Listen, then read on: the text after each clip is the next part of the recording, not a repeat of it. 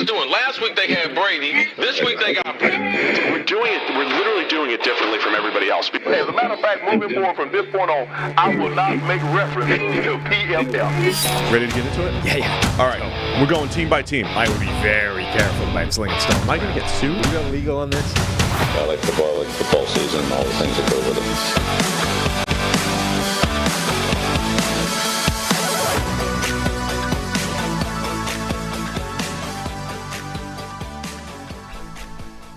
Welcome into the PFF NFL podcast. Steve Palazzolo, Sam Monson. We're live right here on YouTube. It is your Week 7 NFL preview show. Hi, Sam. What's up, Steve? I'm just ready to go. Fired up for some Week 7 action. And I appreciate what the listeners have done the last couple days. We asked them because of a potential award that we could all win together as the PFF NFL podcast. We need to find some old clips. Your favorite old clips. And I'm actually shocked that people had them ready to go. They remembered episodes and dates, and they sent clips in for us. People found the original exploding whale. They did. Clip. So that is much appreciated. There's some other good ones in there. If you have a favorite clip, be sure to email it in, nflpodcast@pff.com, and let us know. Anything under 5 minutes. minutes. To remember. Anything under 5 minutes is good to go. And I think these podcasts are more audio-centric, so anything that requires like visual aids is probably not a great one. But anything that sounds funny or good or awesome, I think we still have one spot that it's up for grabs. Two of them I think were good. Go one more. One more good one? Yeah. So be sure to send that in. We appreciate everybody taking the time to do that. All right, man, you ready to go? Get into all the games? We start with Thursday Night Football, right? Not the Discord game of the week. Always start with Thursday. Right. And then into the Discord game of the week. Thursday Night Football, tonight, it is the Jacksonville Jaguars against the New Orleans Saints. Saints favored by 2, in part, I believe, because we got it by 1 here on DraftKings. I don't know if it's at 2 or 1 at the moment. It's at 2 live right now. Green Line has it at 2, yeah. Green Line has it at 2. The Jags are saying it's a game-time decision for Trevor Lawrence. Remember, his last play, I believe it was on Sunday, gets the knee twisted up, and he's going to be there was not a massive concern in Jacksonville coming out of that game, but it is the short week. Yep. And so we got a game-time decision for Trevor Lawrence. The backup is C.J. Beathard. And they also signed preseason and Canadian football legend Nathan Rourke. Legend. Yeah, owner of 2 of the most spectacular preseason plays of all time. In one preseason, like in a matter of 3 weeks. Unbelievable. So what are we looking for in this game? Saints are 3-3, Jags 4-2, leading the AFC South. Yeah, I assume Trevor Lawrence is going to play. He was talking optimistically, but we got to wait till Thursday for the game time decision. So I'm kind of assuming he's going to go. Jacksonville's defense, both defenses actually are probably the stories as much as we're focusing on Trevor Lawrence and his injury, and that's clearly the most important unknown heading into this game. Both defenses have been really impressive. The Saints DBs in particular, and this is like a multi-year thing. Those guys contest the catch better than anybody else in the NFL as a unit collectively. They are just physical, aggressive. They're going to stray over the line sometimes, but they're going to make the officials call it. Otherwise, they're going to beat you up as a receiver core. And they're doing that this year. The defensive line that looked like a real weakness relative to previous years hasn't been that bad, actually, for the Saints. So it's a good defense. And then Jacksonville, their defense all season long has been actually doing pretty well. It's the offense that's had times where it's let itself down or struggled.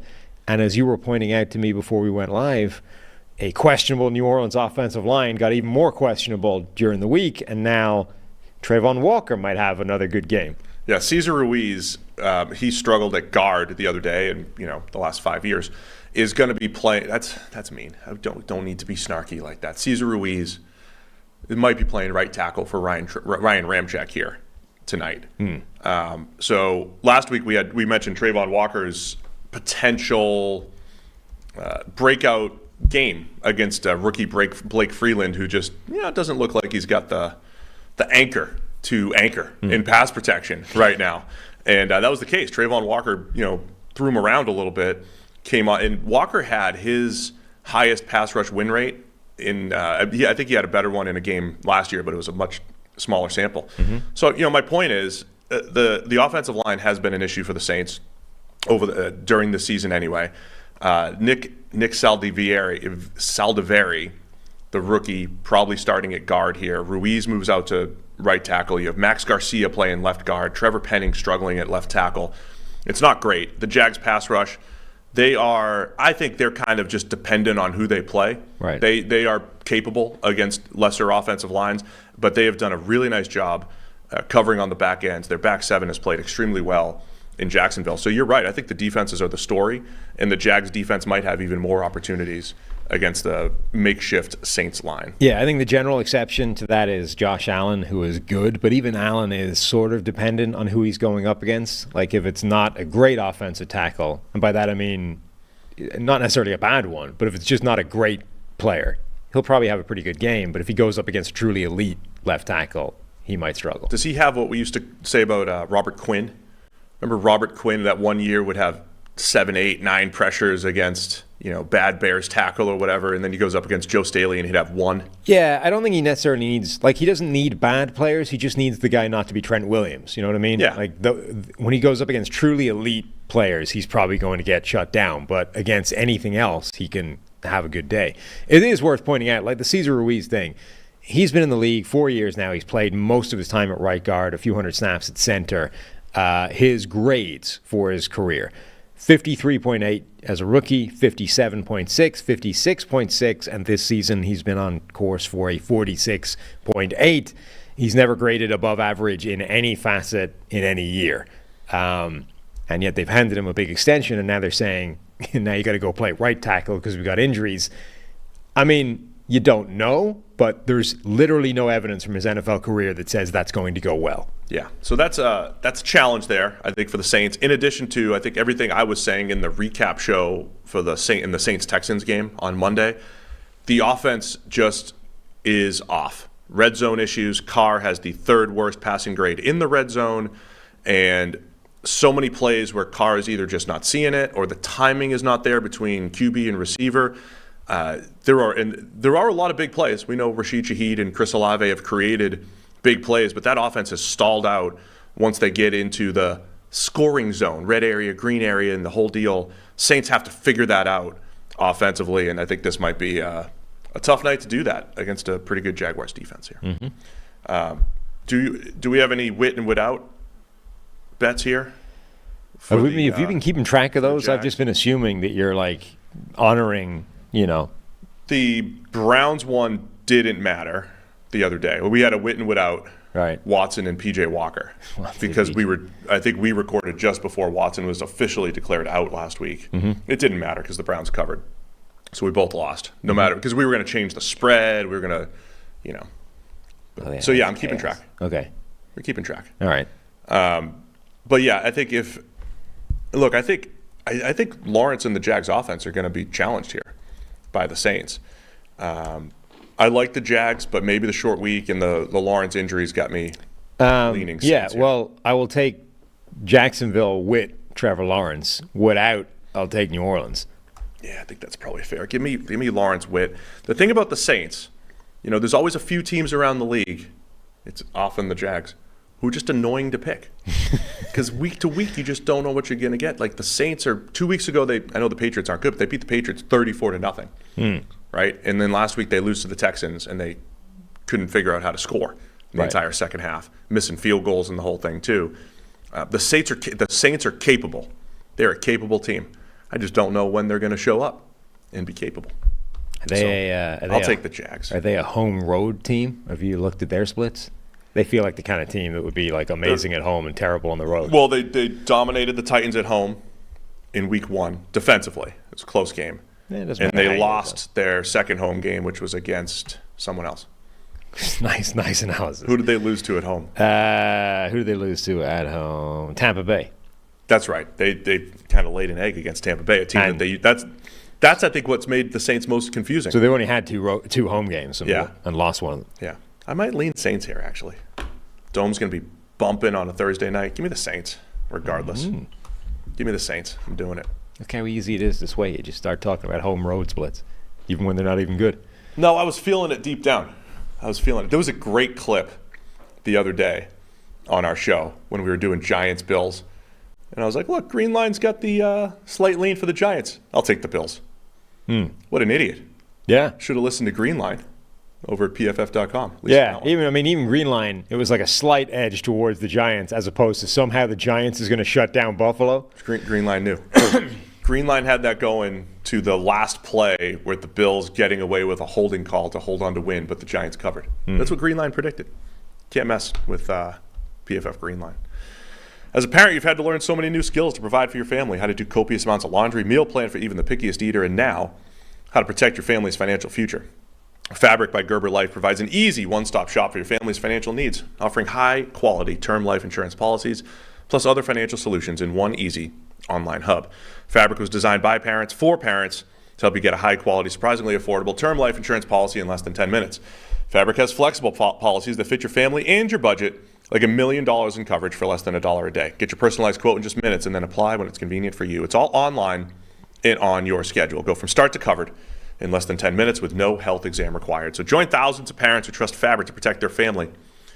Apply today in just minutes at meetfabric.com/PFFNFL. That's meetfabric.com/PFFNFL. MEET fabric.com/PFFNFL. Policies issued by Western Southern Life Insurance Company, not available in certain states. Prices subject to underwriting and health questions. Before we move on to the Discord game of the week, Dave Selfaro gave me a great stat. Got to give him a shout out. Travis Etienne, leading the league in missed tackles forced. And if Trevor's got the knee injury, Etienne's broken off some big plays the last couple weeks, might be relying on some run game both ways here. But Discord game of the week coming up, that's going to be what, Lions-Ravens? Yeah. I mean, that's my game of the week. There's two awesome games, I think. That one and then Dolphins-Eagles. We'll hit those two first. Really quick, have you seen some of the trends, people discussing some of the trends around the NFL this year?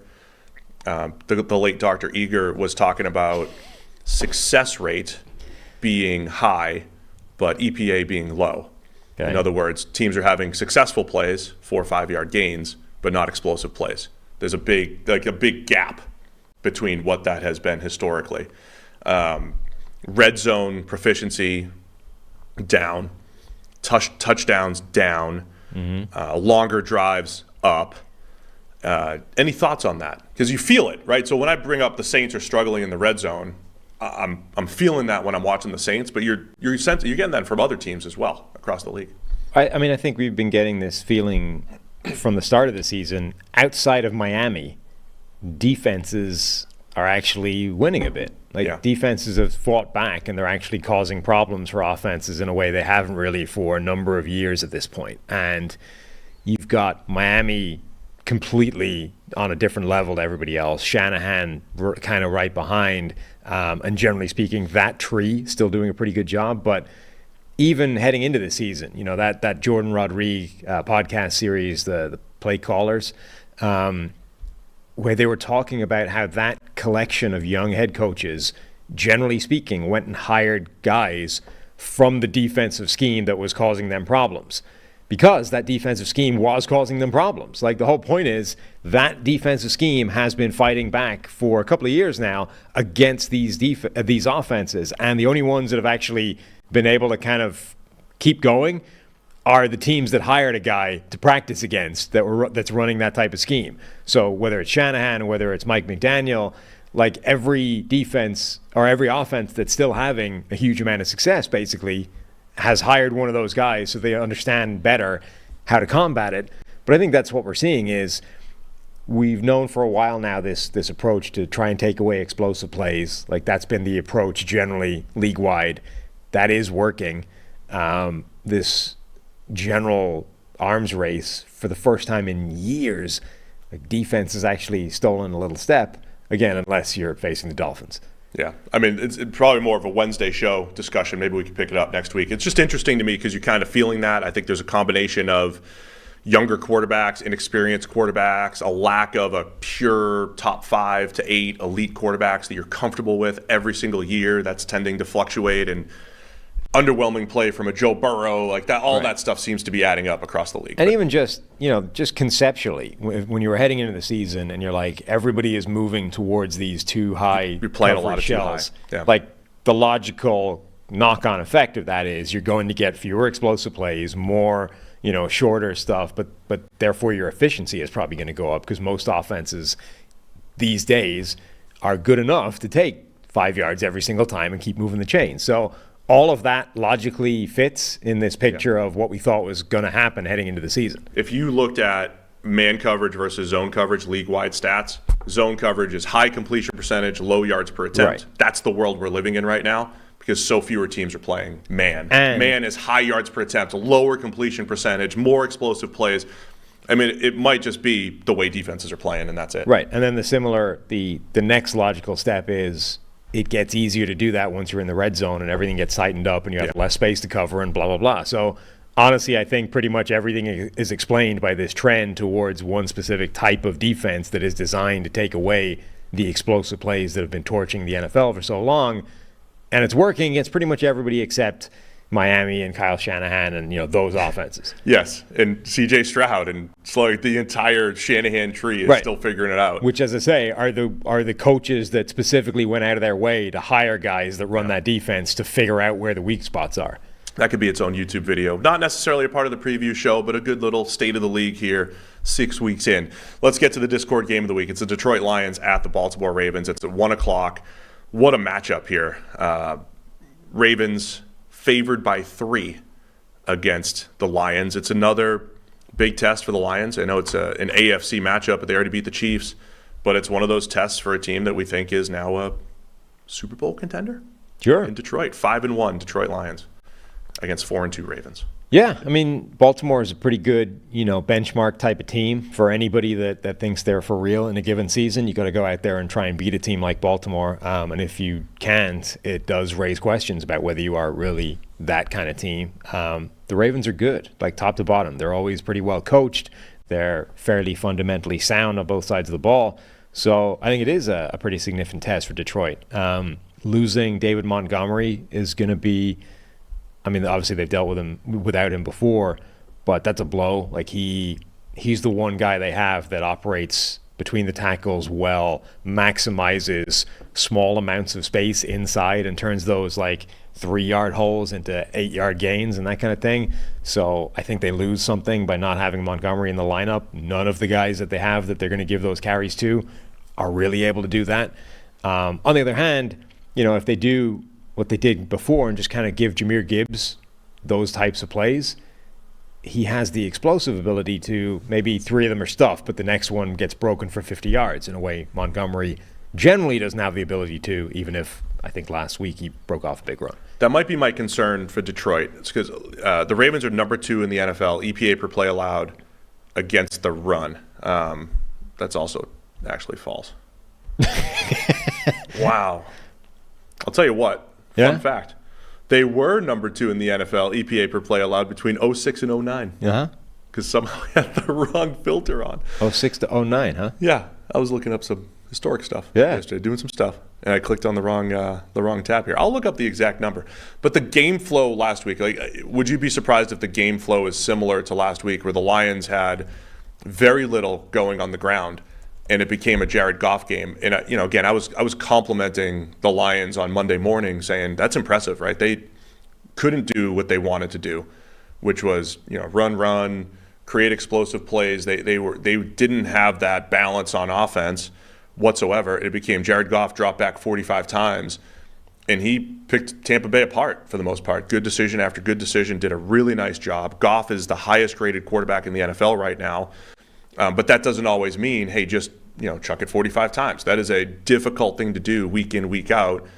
And if the Lions can't get the run game going, that's a lot of pressure on Goff against a good Ravens defense here. So that'd be my concern, is if they get too much. I can't believe I'm saying that. If you get too far away from the run game in Detroit, you want to find that balance, not run-pass ratio, but essentially how much you're putting on Jared Goff's plate. I thought it worked great last week. I don't think the Lions want him dropping back 45, 50 times every single week, though. No, probably not.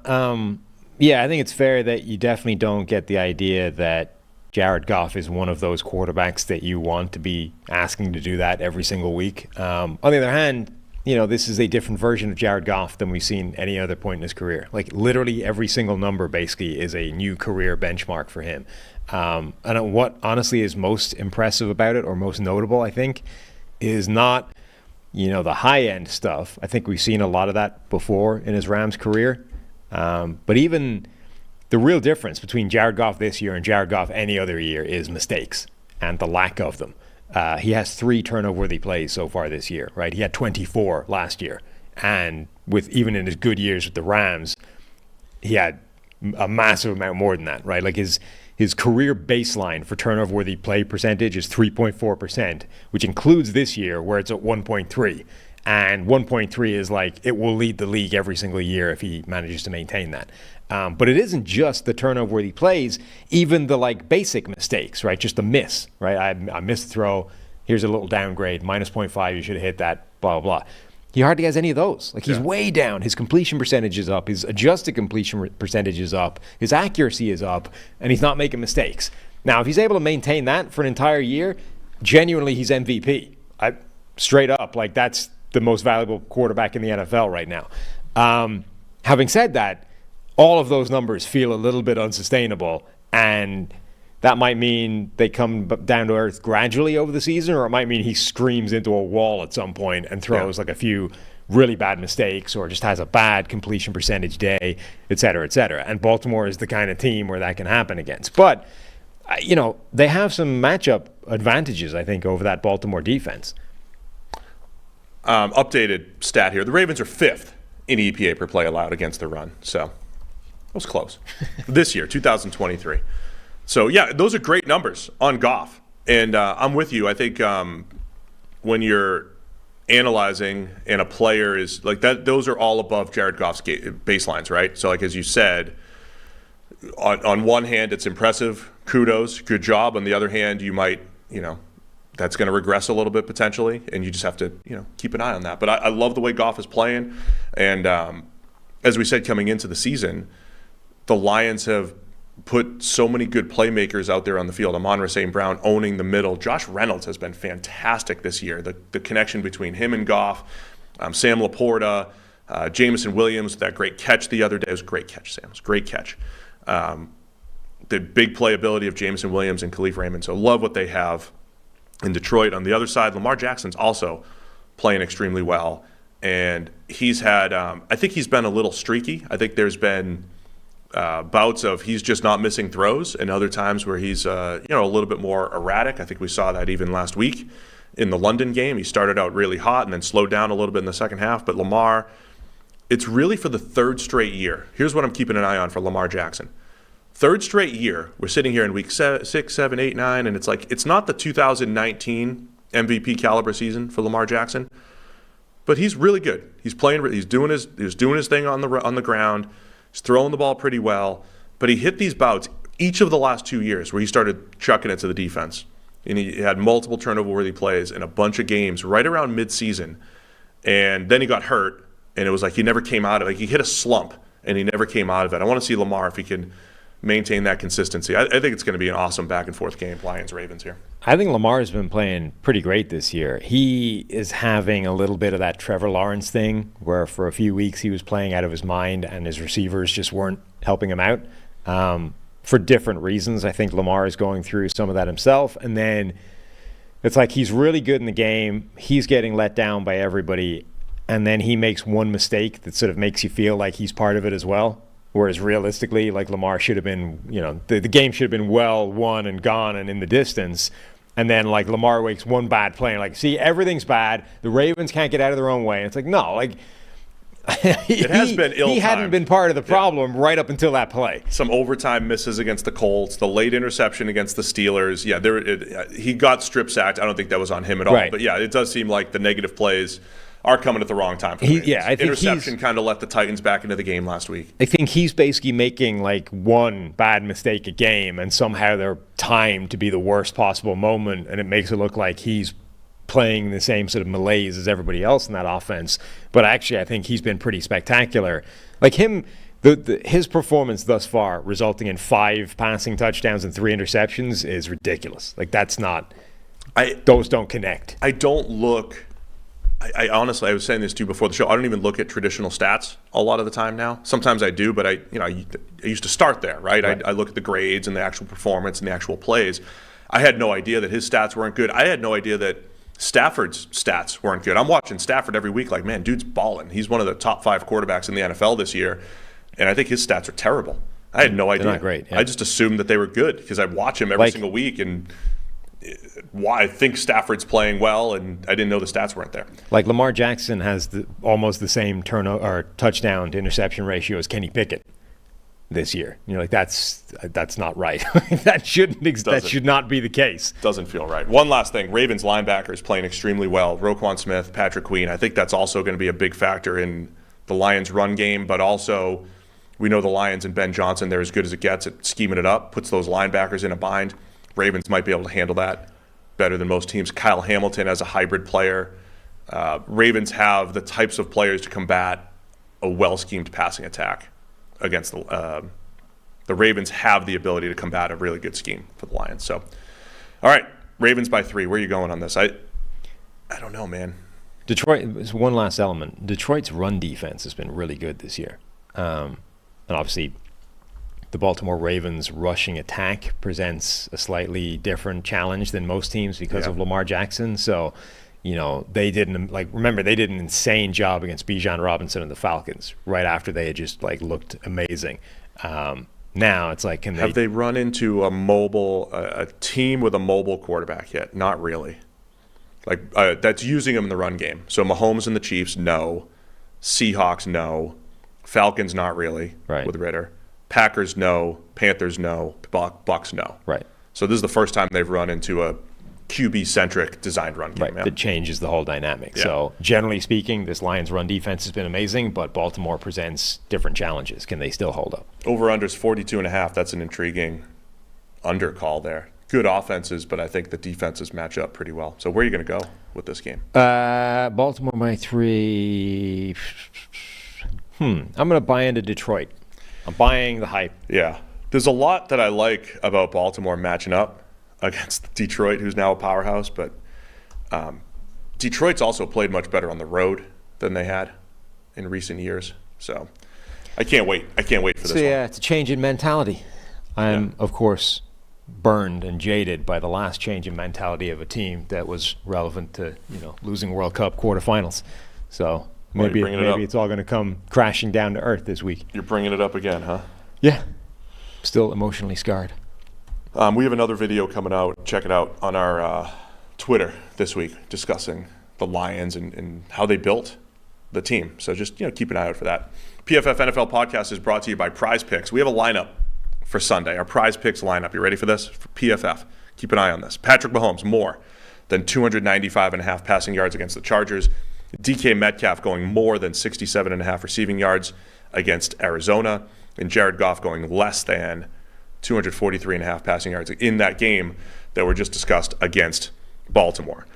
Prize Picks is a skill-based, real money daily fantasy sports game. How does it work? You pick 2 to 6 players like we just did, and you just, predict if they're going to go more or less than their Prize Picks projection. You can win up to 25 times your money on any entry. Prize Picks adds a ton of excitement to the sports viewing experience. Watch your progress in real time, have it update, and then you can win up to 25 times your amount, cash out your winnings with quick scoring, settling, and withdrawals. Prize Picks, you're not competing against other people. It's just you against the projections, and Prize Picks entries can be made in 60 seconds or less. It's that easy. Prize Picks offers frequent discounts, bonuses, and other exciting offers. And you can even pick in-game projections after the game has started, which includes halves, quarters, periods, and more. And they've got pretty much any single sport here. Prize Picks is awesome. Go check it out. It's prizepicks.com/PFFNFL. Use code PFFNFL for a first deposit match up to $100. Again, it's prizepicks.com/PFFNFL. Use the code PFFNFL, and you get a first deposit match up to $100. All right, I don't know about you, but I cannot wait. I'll be waiting all day for Sunday Night Football. Miami Dolphins at the Philadelphia Eagles. I'm going to watch some games, but I'll be waiting all day for Sunday night. Dolphins, Eagles. Eagles favored by 2.5 against the most prolific offense in NFL history through 6 games. The Dolphins, crazy stats across the board for the Dolphins. But they've also lost a game. They lost a game where the Buffalo Bills pretty much shut that offense down in the second half. Can the Eagles do the same on Sunday night? Yeah, it is kind of crazy. Like this offense looks absolutely unstoppable, except we've seen visible evidence of it being stopped and stopped fairly conclusively in their for 30 minutes. Yeah, in their biggest and most important game. It's like, well, those things don't make sense. Like they are so far ahead of everybody else. I mean, you know, the records that they're breaking in terms of pace through X weeks, you know, each week, they're overtaking the Greatest Show on Turf, which had an unreasonable, absurd production through the start of that season and for the whole season, but particularly the start.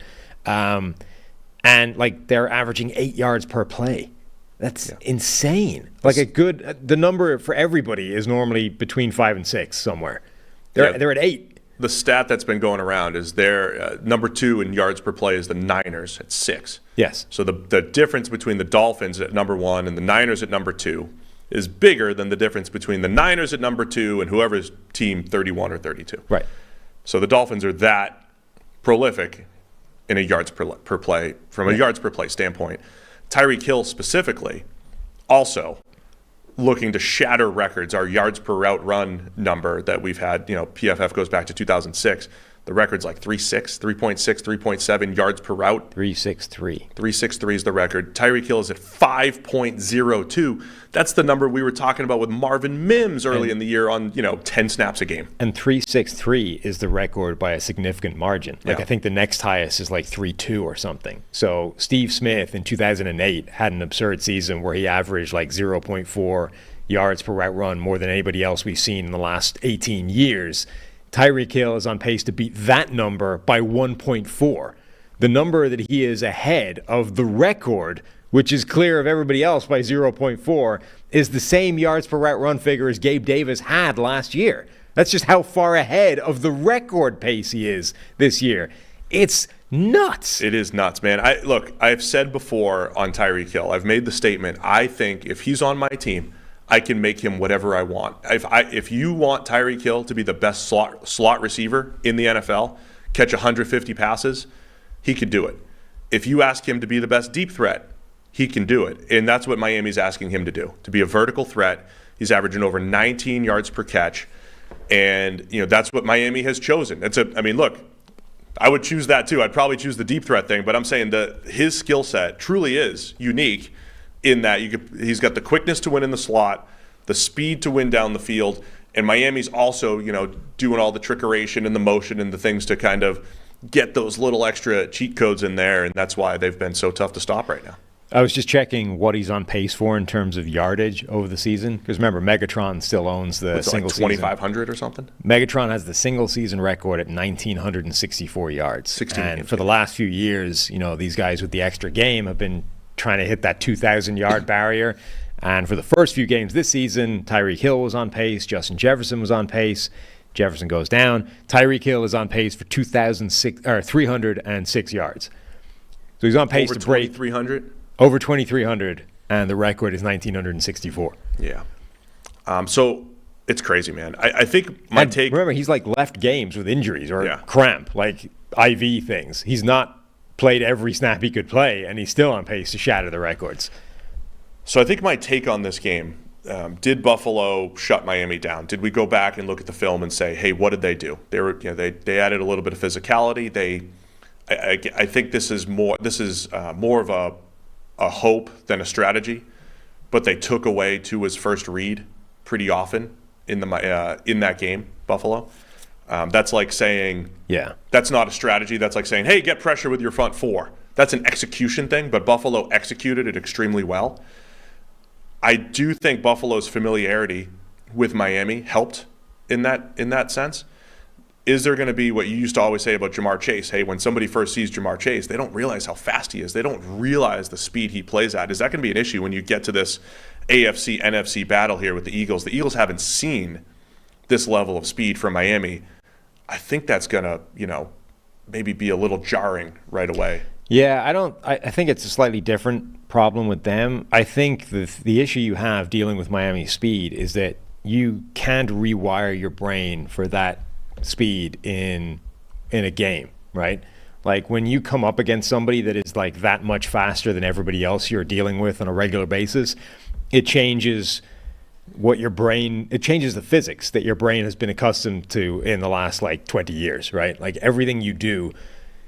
You ever play soccer where the field is wet and the ball bounces differently? Because when it hits the ground, it accelerates, right? And when you're not used to that and you then play on a wet field, you spend like an hour getting used to the fact that the ball is going to bounce differently than the way your brain is used to it bouncing. And you never, like it takes so long to rewire that because you're so used to a certain physics, right? Physics is a constant. It stays the same. Your brain is used to it. It understands how the world works, how things bounce, all that kind of stuff. And then when you change that, you can't just readjust immediately, right? Your brain takes a while to rewire itself. So when you're dealing with a guy that's just at a different speed to everybody else you've ever come across, you can't fix that in a play. It takes you maybe the whole game. It takes you maybe longer than that. So you spend the entire game just chasing shadows because you're moving to the wrong place. You're not taking the right angle. You can't deal with it. I think that's what happens. It's not that they're surprised by it. It's that you simply cannot rewire your mind fast enough to the speed you're dealing with now. Were you asking me specifically if I've played in those soccer games? I think I started the question asking you generally, and then in my mind it went rhetorical once I realized who I was talking to. I have 7 years of soccer playing under my belt. Really? Yeah. At what level? Between the ages of 5 and 12. I see. Yeah. Okay. 7 years, though, of soccer. Yeah. Pretty good. I mean, I wasn't good. So you know. Yeah, but I was going to say yes. Played on a wet field, I remember. There you go. My 7-year-old year, we had a sloppy game, real wet. Completely, yeah, remember that.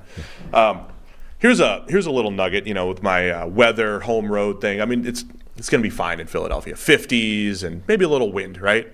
The two games, so I'm just looking for how do you slow down this Dolphins offense. At home, they have been ridiculous, right?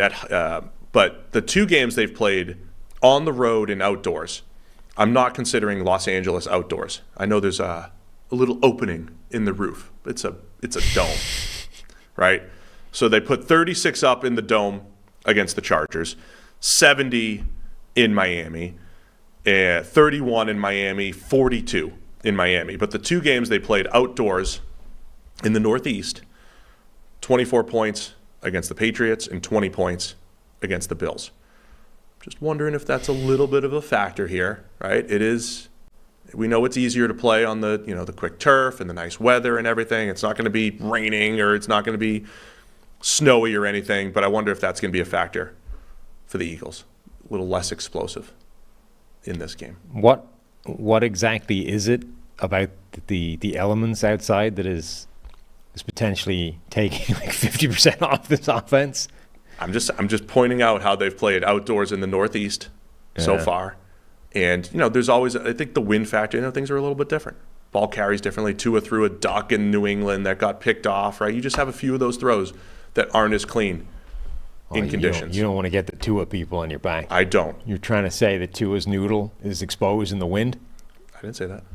Sounded like that's what you were saying. I'm saying things are a little bit different. The other thing, people are asking me about the Eagles. People asking me about the Eagles offense this year. I can't put my finger on it, but it feels different, right? It has feels been. slow. I mean, it's not been firing on all cylinders. By the way, Lane Johnson being potentially out is a huge factor. Like Jack Driscoll, it's not like he hasn't played there before, and he, I guess, he's better than replacement level. He is, however, a significant step down from Lane Johnson to the point where it can definitely be problematic against good players. I think the Eagles, remember they had that 19-play, 97-yard drive the other day against the Jets. I'm sure they want to play that game against Miami, and I think they'll be able to, right? Just run the ball, grind it out. Do you think there's an element of the tush-push deal where they stop to play rugby in short yardage? Do you think that's kind of hurting some of their explosiveness? Because when they want to, like when they have to play from behind, the Eagles, and play catch-up, they throw the ball down the field to A.J. Brown, and he's an explosive player. Is there an element where they're too slow, they're slowing down the game too much and losing some of the explosiveness that maybe they had last year? Because they used to blow teams out last year. Yeah. And it feels like they're doing just enough to keep teams around. And then last week you have a terrible decision by Jalen Hurts, and all of a sudden you lose. And or am I oversimplifying this and how the Eagles are playing? No, I think because they're only breaking that out, on short yardage to keep the drive going. So I don't really see that it changes much. People have asked, is it changing the way they call the games, knowing that they have basically the extra down when they need it? But again, it's only when it's like and one, right? They're not doing that. It's not like this is 4 down territory, so if you leave 4th and 3, it's cool because we're going for it anyway. But it is an interesting one, right? So when we've criticized offensive coordinators before, it's when they're on 1st and 10, it's like, I just got to get to 2nd and 5. And they just care about getting to 2nd and 5. And they forget the fact that you're allowed to pick up a 1st down on 1st and 10. You're allowed to, right? You can run a play action and hit a 14-yard curl and pick up a 1st down. You don't have to get to 2nd and manageable. But is there that element on 3rd down? It's 3rd and 5, and it's like, I'm not going to try to pick up this 1st down. I know I'm going for it. Let's just get 3 or 4, and then we'll go for it. I wonder if there's something to that it's actually working against you a little bit, knowing that you're going to go for it on 4th down, and you're probably going to get it. And you're 3rd and 5, you have a lower chance of converting, but you have a better chance of a big play. You could still hit A.J. Brown for 20. Like, you're allowed to pick up 20 on 3rd and 5. Again, might be oversimplifying, but it's what you feel. It's what I feel with the Eagles, that there's some big play opportunities maybe that they're not leaning into here. Yeah, I mean, it does feel like they don't necessarily go to the A.J. Brown well often enough. Like, when it feels like when they're backed into a corner, it's like, oh, let's just fling one at A.J. Brown. And then lo and behold, he's uncoverable and you make a big play. It's like, maybe use that more often. Like, yeah, there doesn't need to, it's kind of like the Randy ratio thing. It's like, there's not like a limit on how often we can go to this unstoppable playmaker. Like, let's just start feeding him the ball. Like, we've seen elite receivers in the past get 20, 25 targets in a game. We don't have to not do that just because it is excessive. Like, if they're not stopping it, keep going. So if they're not going to stop A.J. Brown, keep throwing him the damn ball. We had a couple of emails, actually, recently about the tush-push thing. One guy was asking, why can't the defense basically do the same? Like, multiple guys and push them back and just create this mess. Yeah. They're not allowed. You can't push from behind as a defense. So it's an unbalanced rule in terms of you're only allowed to push from the offensive side. You're not allowed to do it from the defensive side, which is why a lot of people have been saying, this is an unstoppable play, because literally it's unbalanced in terms of the rules. And then somebody else was saying, you talk about it being a rugby play, and whilst it isn't a scrum, it's not really a maul either because of the way it works. What it's actually like is there's a play in rugby where from a few yards out, you take a quick tap and a guy binds onto the side of you and they try and run over one guy essentially. Now the real difference between that and this is rugby can stop those plays because the guy with the ball is the first line, right? Yeah. So you can just chop him down. And they made the point in the email, I'm sorry for forgetting the guy's name, I wasn't planning on talking about it, but he's like, you chop this guy's legs and you stop the play. Now you can't do that with the tush push because there's a line of offensive linemen in front of Jalen Hurts. Right. So you can't get at his legs to chop him down and end the play at source. And that's the real problem with this play and why it is so difficult to stop if you execute it well like the Eagles do. Yeah, it's interesting, man. There's just a little something missing from the Eagles' offense. It's not just the short yardage stuff, but I know they have the big play potential. And look, I think there's two ways this game goes, right? I think the Eagles either slow it down, Miami gets limited possessions, and both teams maybe score in the 20s. But if it gets into a shootout, I think the Eagles are able to hang with it too. I think it's going to be an awesome game, either way. And of course, you have the Alabama QB. Jalen Hurts, Tua took over for Hurts. I mean, there's so many great storylines here. Super impressed with how much Jalen Hurts has improved since getting benched for Tua. I mean, Tua looked way better than Jalen Hurts in college, and now they are comparable quarterbacks in the NFL. Comparable, Dolphins fans, right? We can speak about them in the same conversation. That is allowed. That's going to make them mad. Why did they get so mad? They're demented. I tweeted they were mad when Tua didn't have good stats. Yeah. When he was averaging 6 yards per attempt, they were like, no, he's a god. So, here they are. I tweeted just a video of a Justin Herbert throw and did not reference Miami Tua anything whatsoever. And I was just besieged by Tua fans just ranting. It's like it's unhinged behavior. Hey, it's funny. And Tua's playing awesome. He is playing great. And if we go back, look, man, we had Tua over Justin Herbert in our QB rankings as a group. I think we had them all in the first round. Joe Burrow, then Tua, then Justin Herbert. And this is, you could debate last year when Tua was out there, but this is clearly the first time where Tua is clearly playing better than Justin Herbert at this point in their career, and which is, again, makes the whole QB evaluation thing fascinating, right? I think even Tua fans can probably admit Joe Burrow's been the best quarterback from, the totality of their careers. But Tua's playing the best out of all of them right now. I don't know if they would. I don't think they would either. Where are you going with this game, man? I've got conflicting vibes here, man. I got confliction. I'm going Miami. Yeah. My first instinct was Miami and the shock factor. I know I've seen it happen, but I still can't even imagine this offense being stopped. Yeah. I mean, we had the same take. We thought Miami was getting hosed when they were underdogs against Buffalo. But I think Vegas has Philly by 2.5 because Philly's a good team, and it's outdoors in the Northeast-ish. Northeast-ish. Yeah.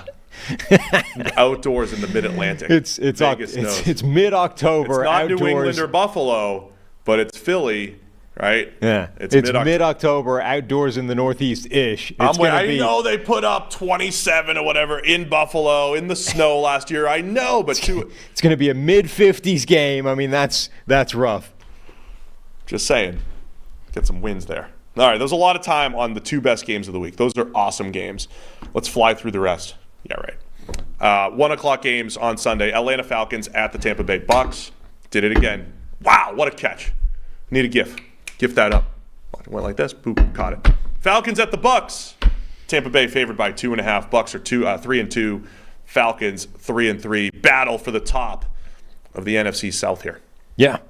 Desmond Ridder has gone from game manager, let's not take too many attempts, let's not get too many yardage, to 300 yards each of the last two games, one of which was good, one of which was bad because he was heaving the ball to the defense a ton. Does he have more dropbacks in the last two games than he had the previous 4 weeks? It's got to be close, right? No. It wasn't that bad in week 5. But you're right. I mean, it is game flow's weird in Atlanta. Week 1, he dropped back only 22 times, and it felt like that's the world they want to play in. Yeah. And they're not playing in that world. Right. And I don't know if, it's almost like sort of the Houston game, gave them confidence. It's he can be this guy. And then they went crazy again against Washington. Now, Washington shut down the run game pretty well. Exactly. So there's some, elements to that. But that's not the game they want to be playing. This game does not want to flow through Desmond Ridder. And if it does, they probably have issues. We have said, and we said coming into the season, an average to above average quarterback. If you put Ryan Tannehill from a couple of years ago on this team, maybe they look really dangerous. And I think the turnover-worthy plays tell that story, right? Ridder had 4 in week 2. He had 2 in week 3. He had 3 in week 4, 2 of which were actual interceptions. He had 4 last week against Washington, and that was the hands on your head, Arthur Smith moment. I mean, if Ridder just takes care of the ball and also, right, finds that balance of giving Drake London and Kyle Pitts and some of those playmakers the ability to make plays, Atlanta's dangerous. But the turnovers or just the, potential turnovers have been a massive issue. Yeah, they have, absolutely. But I think one of the biggest things is that run game that is supposed to be the foundation of this offense for Atlanta has been actually shut down by several teams this season. And the Bucs are equipped to stop it again. Sure. But that, if that can't happen, this team actually needs that run game. It's supposed to be the most run-heavy team in the NFL. It's built to be the team that's zigging while everybody else is zagging. Desmond Ridder is supposed to be there to just steer the ship and not screw it up. And, if they can tap into his part of the design run game, all the better. But if it gets stopped and they have to pass to win, they're just not set up to do it. Yeah, man, I agree. I completely agree with that, and I think you're going to run into another game. Vita Vea played out of his mind last week. Kalijah Cansey came back, and Cansey, he's 280 or whatever he is, and there'll be some plays where you can knock him off the ball, but he's disruptive as well. Yeah. Remember we said he's, for all the undersized defensive tackles, we will not say the name Aaron Donald for any of these guys. We said that for Ed Oliver as well, and we're right on that. But Cansey has some Ed Oliver, I think, to his game, where there'll be some plays where you're like, man, he's just too undersized. He's getting destroyed. And there's other plays where you see the quickness and the leverage, and he's playing in the backfield. Cansey's first extended time playing last week was impressive. So I think the Bucs, they're and it's a Todd Bowles defense, right? They start their life with stop the run, and I think they'll do it well again this week, and it becomes another one-dimensional game for Ritter and the Falcons. Yeah, Cansey was interesting last week because he was just very routinely handled in the run game. Like, he's disruptive, he's quick, he's fast, he can cause real problems from a pass rushing standpoint. But in the run game, it wasn't even like, you hear a lot, Aaron Donald, Ed Oliver, whoever your undersized defensive tackle is, like, he doesn't hold up against double teams, right? Cansey wasn't, double teams were irrelevant. He was just getting blocked one-on-one easily. Like, the guy would just grab hold of him and move him to where he wanted him to go, and Cansey was done. Even if that's a weakness of his game, that's a problematic level of not being a factor in the run game. Do anything other than that, right? And I include shoot the gap and just get in the backfield and cause problems. You can't just stand there, allow a guy to grab hold of you and turn you into the gap that he wants you to be in, and you're not in the play anymore. Like, you've got to either shed that block, you've got to shoot the gap to make that more difficult and at least disrupt the blocking scheme generally. Last week can't be the default position, and now you're going up against a team that does want to run the ball, that does want to, that's where they want to live. So if Cansey is going to be that generally, he shouldn't play much this game. Like, they should limit him to being a situational player in this game if that's the level we're going to see. What you described was definitely early career Ed Oliver. Right. It was, and the Bills were getting run over. So it's something to keep an eye on. The other thing, too, is we've talked a ton this year. When we talk about the Falcons this year, we talk a lot about Ritter, of course. We've talked a lot about Bijan because he's #fun to watch. The defense, right? If the Falcons would have better, more consistent quarterback play, we'd be talking about a lot of the offseason additions that the Falcons made and how that has them, 4-2 or whatever it might be. David Onyemata coming in, playing probably the best football of his career. Calais Campbell, almost our age, still playing extremely well. Jesse Bates has made a ton of plays this year. Jeffrey Okudah in the middle of the best year of his career after they picked him up for nothing, former first-round pick from the Lions. So there's a lot of good stuff on the defensive side for the Falcons. I checked it out, by the way, after we talked about this with Trev on Tuesday's show. I do need Jason Peters to become active, otherwise there are no NFL players that are older than us. Not even a kicker?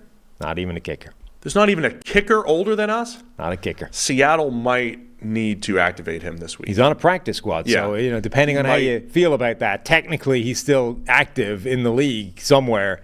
But if he's not activated, we are older than every single player. He might need to get activated this week. Yeah, it might happen.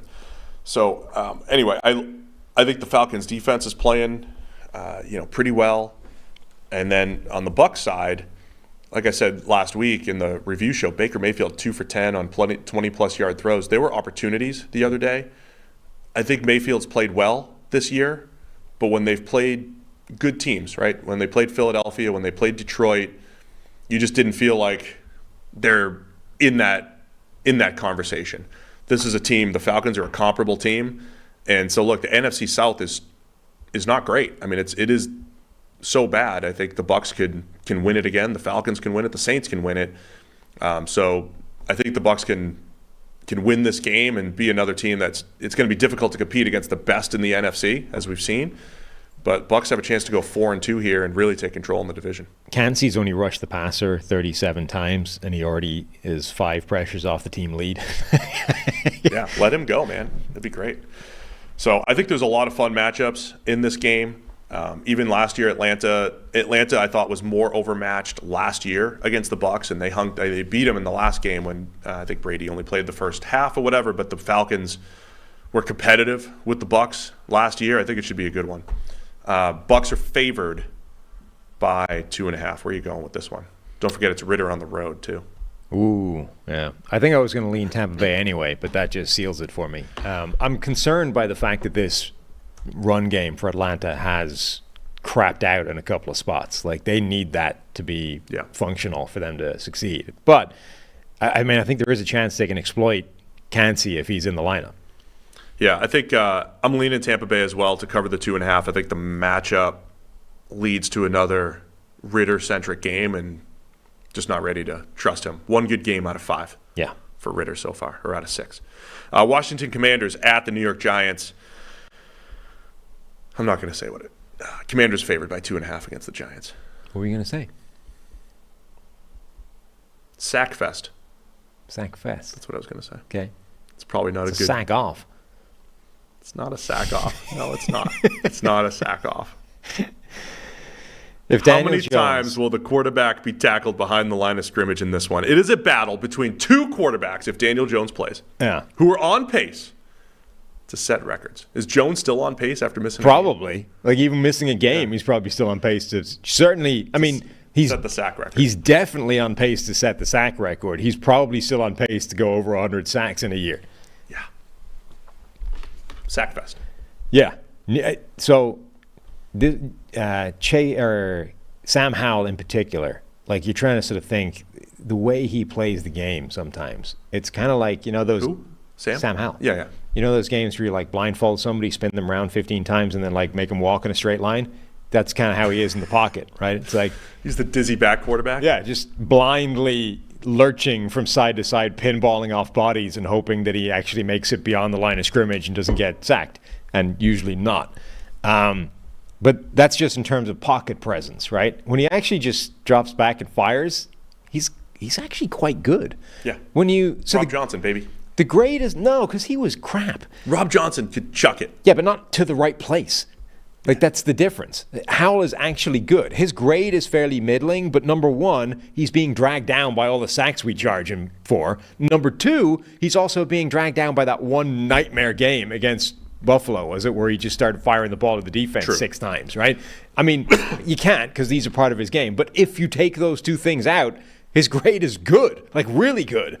So he's this weird quarterback where outside of one crappy game, which is 1 of 6, so it's not like an insignificant thing. That was a big chunk. But outside of one really terrible game and the fact that he is a sack magnet in the pocket, he's actually playing at a very quite high level. Like, and strangely, it seems to get better when they just say, we're in like must-pass, hurry-up offense. Let's just put it all on Sam Howell's shoulders. Right? The more they rely on him doing it, the better he seems to play in those situations.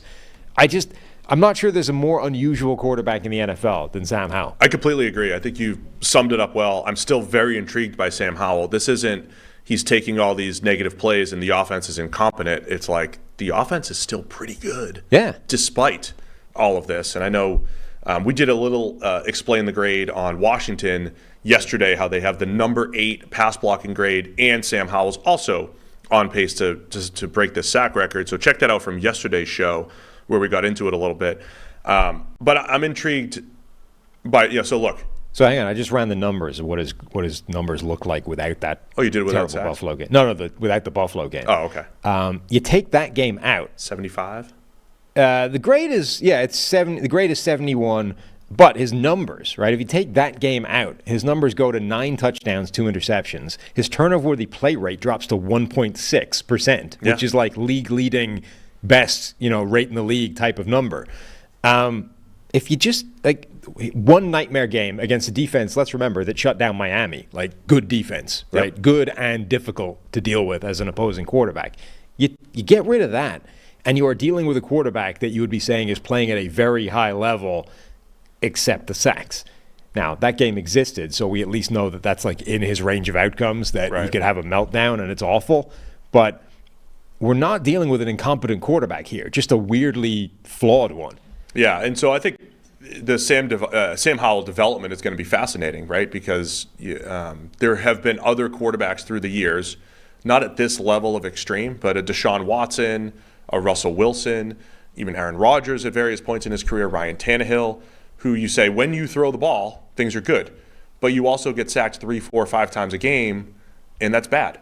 but we don't want to take away that aggressiveness that you have. We don't want to take away your ability to make plays inside and outside of structure. So finding that balance for Sam Howell in the weeks and years to come is going to be fascinating. Because and again, I don't think he throws the ball at the same level as Russell Wilson or Deshaun Watson when they were at their best, but he's good, man. He can chuck it accurately and make big time throws, and there's a lot of good to Sam Howell's game. Now I'm trying to get his grade without sacks. If you're there's a result. Product would if you go to Ultimate, there's a result, and you can. I have the filters. I'm just waiting for your product to actually spit me out the numbers. Untick sack. We're probably reloading it or something right now. His grade jumps up to 76 without that. That's pretty good. Which puts him, by the way, slightly ahead of Brock Purdy. Oh, jeez. Sam Howell. Brock Purdy without the sacks. There you go. One of the league's great mysteries this year, Kayvon Thibodeau. So, this is Thibodeau might get some sacks. I don't know if he'll win one-on-ones. Again, the Commanders' offensive line's pass blocking fine, but Kayvon Thibodeau has a 44.9 grade this year. This is a rare drop. Last year, 72 grade as a rookie, and some incredible games from Thibodeau. Was good against the run, was good as a pass rusher. This year, a 35 grade in the run game, 59 as a pass rusher, not good whatsoever. We don't see this very often. So if I'm going to pick on the non-model guys like the Tyree Wilsons and Trayvon Walkers, I got to pick on Thibodeau too. Is he a model guy? Yeah, I think he was. Yeah, not as clear cut as Aiden Hutchinson, but right. He was a yes. He's basically had one good pass rushing game this year against Seattle, where of course they were down most of their offensive linemen, particularly the tackles. So he had 4 pressures in that game, an 83.6 pass rushing grade. Every other pass rushing grade has been 60 or lower. Last week against Buffalo, he had 6 pressures, but he had 29 pass rushes and a grade of 60.6 because they weren't, decisive, awesome wins. Like, he has not been good. Walt in the chat is right for the first time. We have to move on from this game. It's a lot of time on this game. Walt was right for the first time. We got a lot of games to get through. Oh, this is the first time Walt's right? First time he's ever been right. He is right. We should make our picks and get to the next game. Right. Washington favored by 2.5 at New York. Yeah, I'm going to go Washington. Yeah, I'll take the Commanders to cover the 2.5 on the road here. Buffalo Bills at the New England Patriots. Bills favored by 8.5 at New England. Yikes. Feels low, actually. Feels low. A Bill Belichick team. I would have to dogs at home. I would have to look at last year's Buffalo team that was favored by double digits often. It was probably about a touchdown favorite, I would think, in New England even. And the Patriots were a mid-tier team. Now they look terrible. Yeah. A lot of injuries in New England as well. Like the guys that are actually playing well, like Trent Brown, injury report. Yeah. Could get worse. Buffalo did not cover, though, last week. What do you make of Buffalo kind of trudging through a win against the Giants? Still one of the best offenses in the league. Buffalo Bills fans are upset with Ken Dorsey, even though they still have a top 3 to 4 offense in the league. What do you make of the Bills right now? I mean, they're another one of these confusing teams, outside of the occasional clunker. It's like Miami's. I don't understand the Buffalo-Miami game is incongruous with the rest of Miami's season. It's like it doesn't fit. It doesn't make sense. This piece of the puzzle doesn't fit in the hole that's left by the rest of their season. Other than playing the best defense that they've played. Right. By far. But even so, there's nothing to suggest that would completely shut them down. And in fact, even early in that game, there wasn't anything to suggest that was going to happen. The first 5 drives from combined were touchdowns, and then Buffalo just stopped giving up scores again. They played better. Yeah. So Buffalo, you've got, for the 4 wins, they've looked like the best team in the NFL. Except the Giants game. So you got 3 games, right? 3 wins where they look like the best team in the NFL. You've got the meltdown from Josh Allen on the opening day against, the Aaron Rodgers-less Jets. You've got the loss against Jacksonville in London, right? Yep. And then you've got this random game against the Giants where they won, but it was an absolute grind. The jet lag game. Right, and they were supposed to win by 25 points. So they were playing at 2 in the morning. They went from London time. They were playing 2 in the morning London time. It's not fair. Yeah. 1 in the morning. I'm confused by you were talking about teams that make no sense. The Bills are that team for me. Their season doesn't make any sense. Yeah, I mean, I think clearly they're better than New England. I don't know if they're going to cover the 9. I don't know when New England finally decides they're going to come out of it. But the Bills have had these games before in their history. Remember 2021, they lost to the Jags, who were not good, 9-6 in Jacksonville. They have some don't make sense games. The Bills and the Cowboys, they're those teams that just have games where they just dominate, right, and just crush teams that they should crush. So it could go that way for Buffalo. I think it'll be a little bit tighter than that, but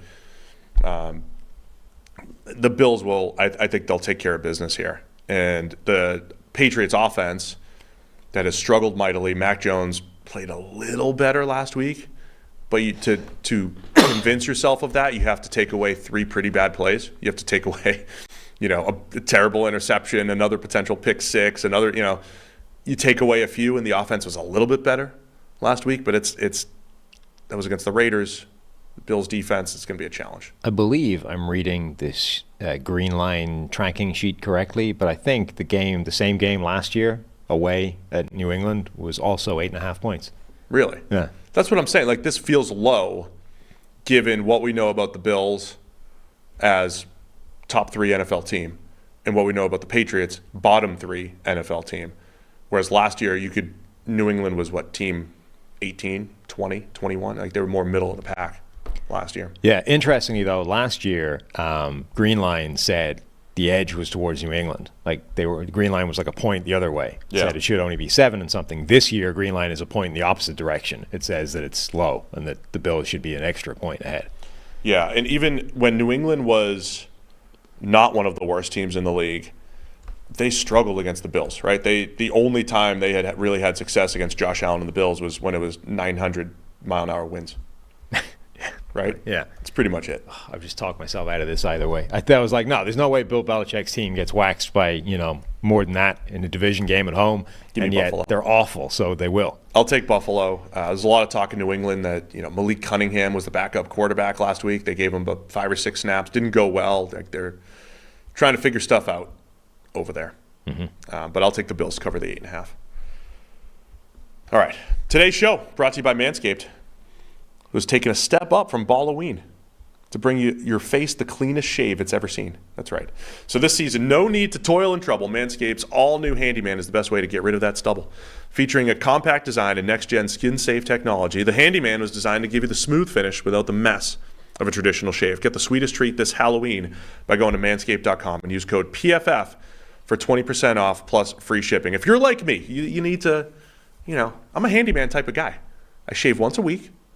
Like a little bit of stubble. I like to deal with the stubble. We'll talk about, if you get the full beard like Sam, what you're going to use in a minute. But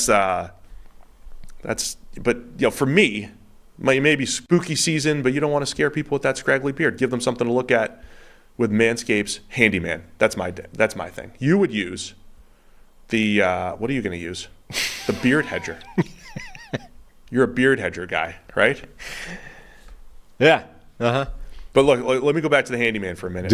If you're doing the old school razor thing, you got to move to the Handyman. The skin-safe technology will help reduce nicks and cuts, and you can finally feel confident when going for that close shave. For wet or dry use, feel free to bring this anywhere and everywhere. The compact design and airplane friendliness make this the perfect travel tool for on the go and being able to shave up to 3 days growth without the mess of a wet shave. It's all priceless. So you can deal with that, right? And then you, the Wolfman, Beard Hedger Pro Kit has everything you need to tame your mane.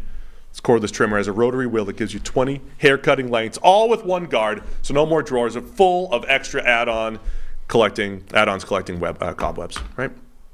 How's that? Nailing it. Beautiful, yeah. It is wonderful. It's really amazing. That's right. Your Halloween costume may take some effort, but beard grooming doesn't need to when you get 20 different beard lengths in just one guard. The Beard Hedger is a high-tech piece of art in a travel-sized package with a long-lasting battery, universal charger, and a strong motor. It's like Bud Dupree. Strong motor. The real challenge is when you get extemporaneous on the ad reads, and then you got to try and weave it back into the Trying to personalize it. Yeah. Trying to personalize it. Trying not to just read. Mm-hmm. Trying to get a little bit personal. Screwed it up a little bit. Well, it's the transition back from the ad lib, right? It's going back. Where do I pick up the reading part? we're all working through this together here on the PFF NFL podcast. But anyway, there's no trick with this treat. Manscaped has you covered. Here's the deal. 20% off plus free shipping with the code PFF at manscaped.com. That's 20% off with free shipping. Manscaped.com. Use the code PFF for a look as sweet as candy. Get yourself the handyman from Manscaped. Yeah. I mean, as I say, I haven't shaved in quite some period of time, so I can't vouch for the handyman. I'm sure it's a great product, but that beard trimmer is legitimately good. Like that thing is awesome. The fact that you only need the one, guard thing, and you can just spin through from like nothing to, I think 20 millimeters maybe, or 10 millimeters, 20 half millimeter things, like, which is basically full beard, right? The fact that you can spin through from buzz tight to full beard and use the one thing without all these different things is actually, it's legitimately awesome. Well done. Way to reel it back in. Manscaped.com/PFF, right? And use code PFF. Code PFF. All right. It is the Las Vegas Raiders at the Chicago Bears. Tyson Bagent. Let's go. Against Aiden O'Connell or Brian Hoyer? It's probably Hoyer, right? They're not going to go back. I feel like the Aiden O'Connell and DTR, I think, are in the same bucket of, we saw so much in preseason, it was worth giving a shot, and then what we saw in the regular season was, you know what, no, not really. I don't know, man. It felt like they just want Hoyer as the backup, and they wanted to, make O'Connell the starter when he's got a week to prep. So I'm not sure. I haven't heard reports. I know Jimmy Garoppolo has got a back injury, did not practice Wednesday. And Garoppolo, how we talk about the great healers around the NFL? Great healers. Yeah. He's not a great healer. I don't think Jimmy Garoppolo is a great healer. No. So Tyson Bagent, though, almost certainly getting the start for the Bears. Is that official? I mean, it has to be, right? He's got the Fields thing, dislocated thumb. It's okay, but it's like he can't grip the ball. It's a grip strength thing. It's not a pain thing. It's like until he can actually grip the ball properly, he can't play quarterback. Yeah, that's a challenge. Yeah, so Bagent is the guy. The Raiders are favored by 3 in Chicago here. Bagent had some good things the other day and some looking like a D2 rookie thing. I actually so this is one of the few times I've agreed with Tony Romo in recent history, but Tony Romo was saying, Tony Romo was saying on the broadcast that Aiden O'Connell actually did quite a lot of nice things during the game he played. It's just the stuff he didn't do well was like crippling, right? Like the sacks, the turnovers, like they were problematic. It's like, again, it was like that Bryce Young analysis game 1, right? If you take out the 2 crippling, idiotic turnovers, he actually played quite well. That's how I felt with Aiden O'Connell, and it's kind of how I felt about Bagent last week as well, where comes in like instant fumble. Like, oh, come on. So that was a bad thing. But the offense worked with him in there. He was delivering the ball to a reasonable spot. There were a couple of mistakes, but the dude is like a D2 rookie. Of course there's going to be mistakes. It's more like, let's see what we can do here. So I would actually enjoy watching a game, I think, with both Aiden O'Connell versus Tyson Bagent. It's almost fair at that point, right? It's like, we'll start our massively flawed rookie quarterback, and you can start your massively flawed rookie quarterback, and they'll offset each other, and then we'll just play a game, right? If you start a veteran, that's just cheating, right? Yeah. So you can't, if we're starting Bagent, you have to start O'Connell. Hoyer might actually not make a mistake in this game, and then we'll lose. So I would be up for seeing this game with both of the rookies. So you think they just need to make a gentleman's agreement? Yeah. Like, we'll both agree. We'll start ours and you start yours, and let's just see how it goes. Yeah. I think either way, I'm going to lean on you need to run the ball. I mean, this is where you definitely actually need balance as far as like an effective run game. One of the real things I can't figure out here, Raiders run blocking is mid-tier, and Josh Jacobs averaging 2.9 yards per attempt. And Jacobs doesn't look right. Last year he was so good, Josh Jacobs. And, they were able to, he had like a walk-off 80-yarder in overtime, and there were games where he won them, right? I think the best NFL running backs have 3 or 4 games a year where you say, okay, he carried the workload, right? And he did stuff above and beyond what your average running back, who doesn't matter, will do. I mean, Josh Jacobs is like the opposite right now this year. I think the Raiders actually do need to kind of figure that out. And if it is O'Connell, remember when he got sacked 6 times by Khalil Mack in a game where it was like, good job, Khalil Mack, but that was also like O'Connell's holding the ball forever. We got to cut down on those. So figuring out this Raiders offense has been a question mark. I think Jacoby Myers has been fantastic. Devontae Adams not producing at the same level of volume, but he's still capable.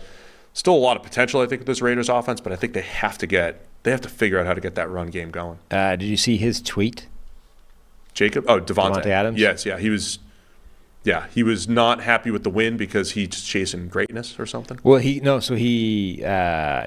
it, where was it? I was looking at this a second ago. He quote tweeted a Raiders beat reporter whose name has escaped me at the moment, so apologies for that. But the guy was basically explaining, Devontae's attitude with things at the moment. He's like, look, Devontae only wants to win.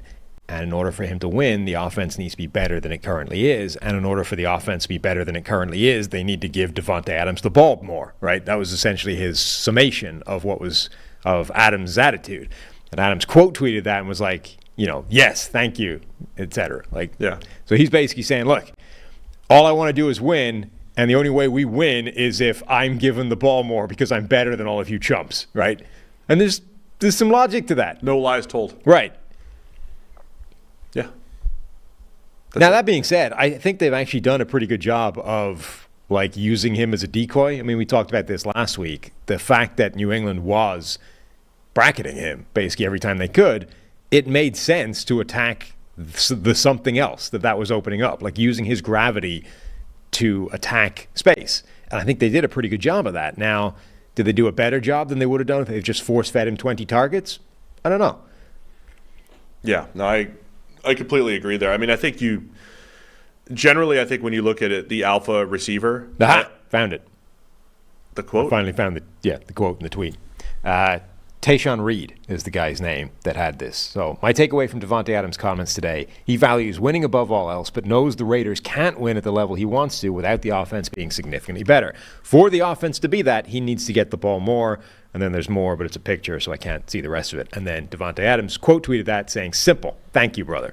So Devontae Adams wants the damn ball more because he believes that's the best way of them winning. I thought there was some other quote, too, that said, I'm not just chasing wins, I'm chasing greatness, or something to that effect. I mean, he may have also tweeted that. I thought there was some other part to it. But either way, I think there'll be opportunities. The Bears have the second worst EPA per play allowed against the pass. So, yeah, there'll be some opportunities here, I think, for the Raiders, depending on who is at quarterback. Whether it's Brian Hoyer, Aiden O'Connell, if Jimmy Garoppolo ends up playing, opportunity against this Bears team that struggles rushing the passer and struggles on the back end, and we'll keep an eye on Bagent and what he can do as a rookie. I don't think there's a world where we're talking about Bagent being the future for the Bears. How long? So, not the team that has a very high percentage chance of picking one of the top two quarterbacks in the draft next year. I don't think we're going to be talking this season about Bagent first. Is there a world where he just get Bagent, a left tackle and a receiver with those top two picks next year, and we'll be fine. But I don't envision that happening. But is there a world where he can take the job from Fields until that point? So I think the balance there is at the end of the year, the Bears have two things that they probably want. Bagent to be a really good future backup, but also Justin Fields to have really good trade value.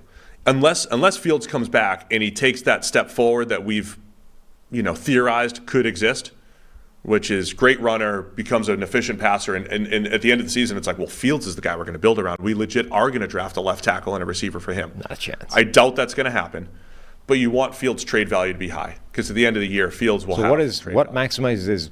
How does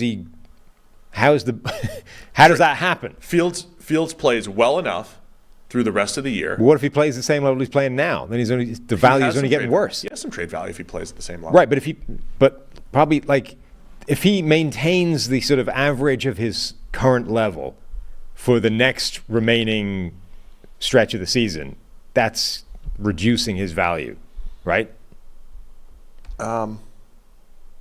Maybe. It keeps it about even. If he has some of those, flashy games like last year. Yeah, but I don't know. I don't know. Either way, let's see. We'll see what Bagent does. I'll take the Raiders. I like Bagent. I'm going to Bears. Okay. I'll take the Raiders to cover the 3. Their defense doesn't have great numbers, but they seem to be getting good results. I can't figure out the Raiders either. It's a lot I can't figure out.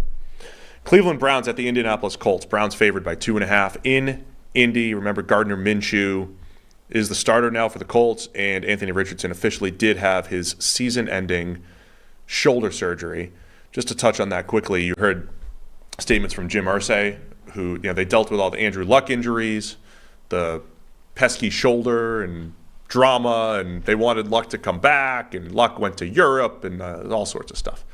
And I think Irsay said something along the lines of, I've learned patience, as in, like, get the surgery, we'll see you next year. Yeah, I mean, protect your star quarterback so that he doesn't retire randomly in the middle of preseason rather than face another year of pain and misery and getting hurt. We're going to try to avoid that. Yeah, I mean, it's not a bad idea. Speaking of shoulders, Deshaun Watson dealing with his rotator cuff injury. He's got to work on that scapula strength.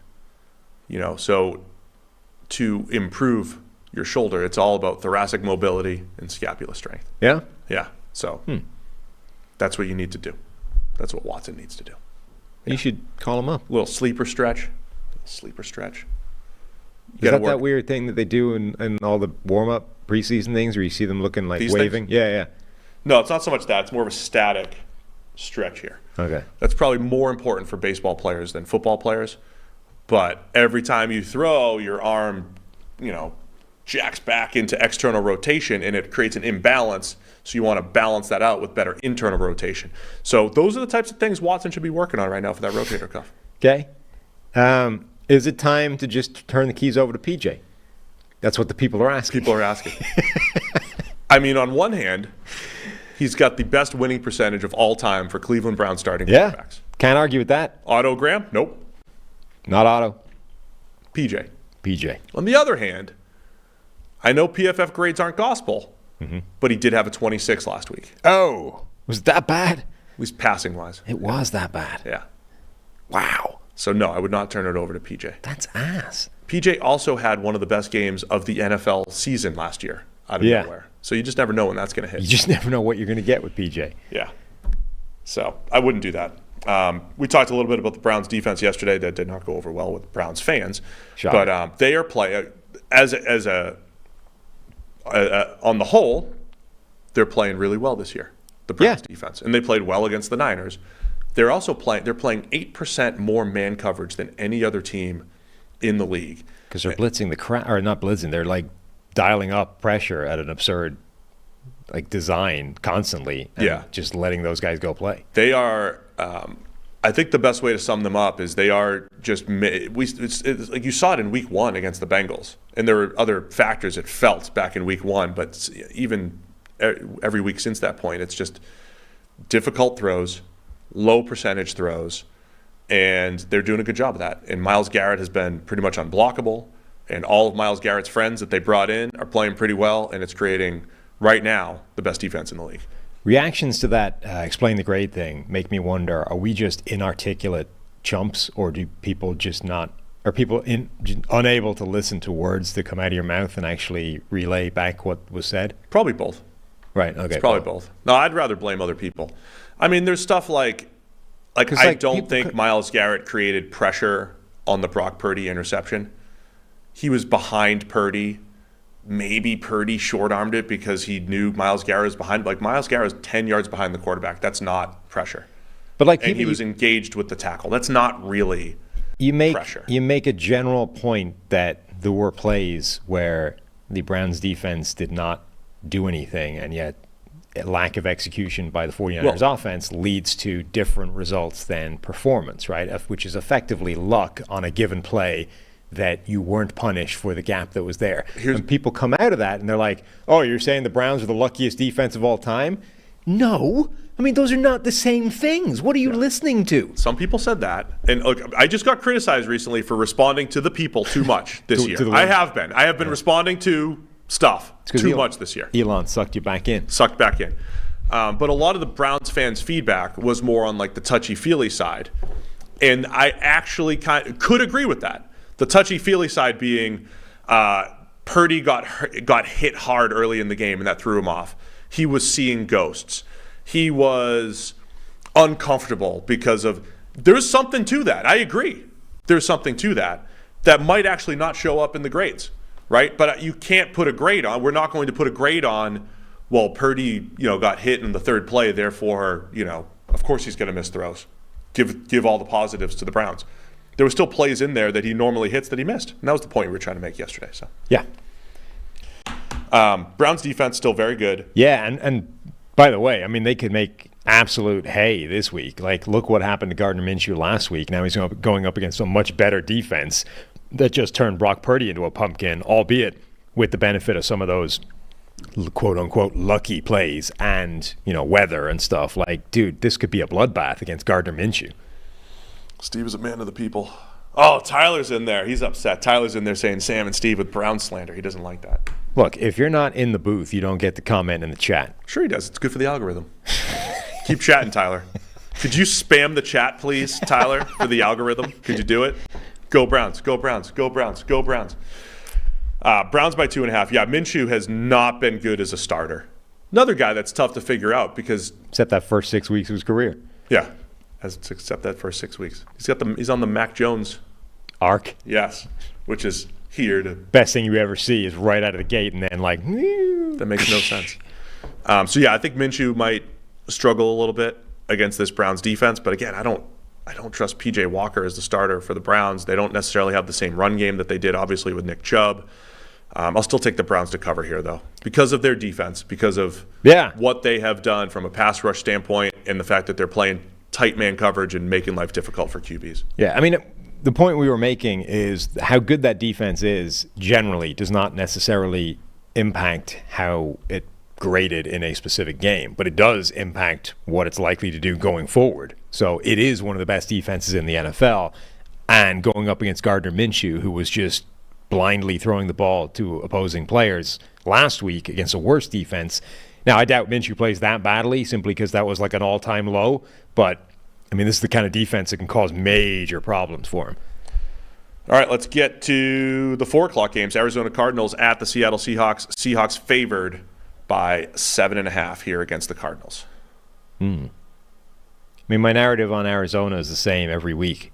Like, they're probably going to lose, but they'll make it difficult. Yeah. And I'm starting to lose a little bit of that confidence as well. Kyler Murray getting not activated. He's in the window, the designated for return thing. Yeah. He's got 3 weeks, basically, to get back. I'm wondering if they want to do that. Well, evidently they do, because they just put him in that window, right? Yeah. I'm just wondering if you want to really rush him back and steal a few wins. And I mean, that might not be. I mean, is that rushing him back in this world of, like, Rodgers wants to come back for the playoffs from an Achilles? Not rushing him back, but do you really want Kyler Murray to play 6 to 8 games or whatever it might be, and you win 3 or 4 of them potentially? Well, they're in a tough spot where Kyler Murray playing doesn't do them a lot of good because they want the draft picks, right? But that's what I'm saying. But getting an evaluation on Kyler Murray is actually important and becomes more important the higher the draft pick is. So, because it's a completely new regime, remember? Like, the group that's there now is not the group that committed to Kyler Murray.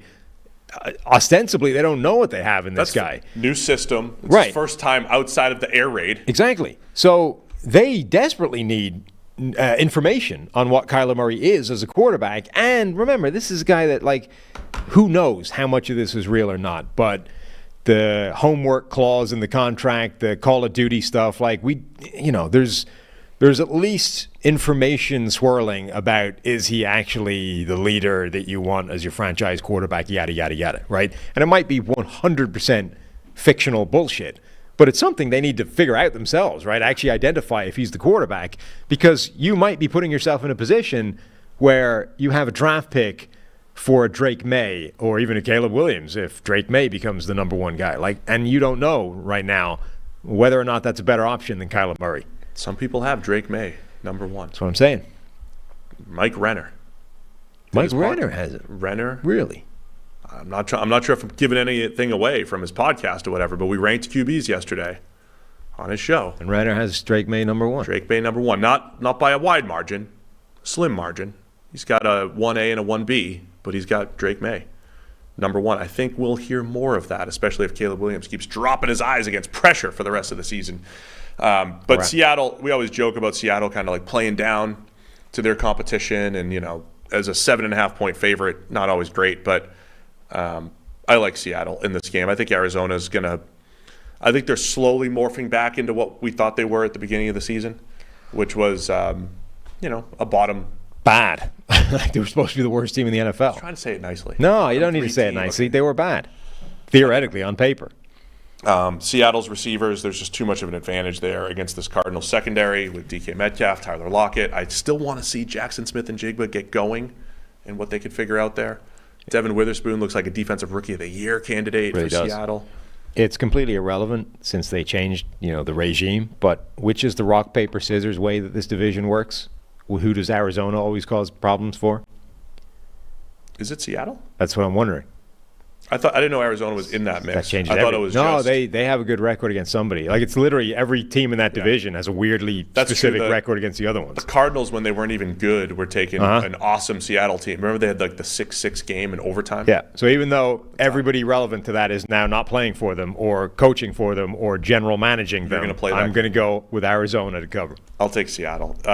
By the way, we talked earlier. You got to do ARZ, please, not AZ. No, I don't. Every week I correct you. That's because you're using the wrong thing. It's not AZ. No one else is. uses AZ. Everybody uses that. Arizona's, that's the state abbreviation, but not the team abbreviation. Everybody uses that. The only people that don't are the dumb NFL thing that have weird things that we rail against. Like Phoenix. Make them HST. Phoenix. PHO. Isn't it a PHX? Oh, PHX, yeah, maybe. No, that's the airport, I think. I don't know.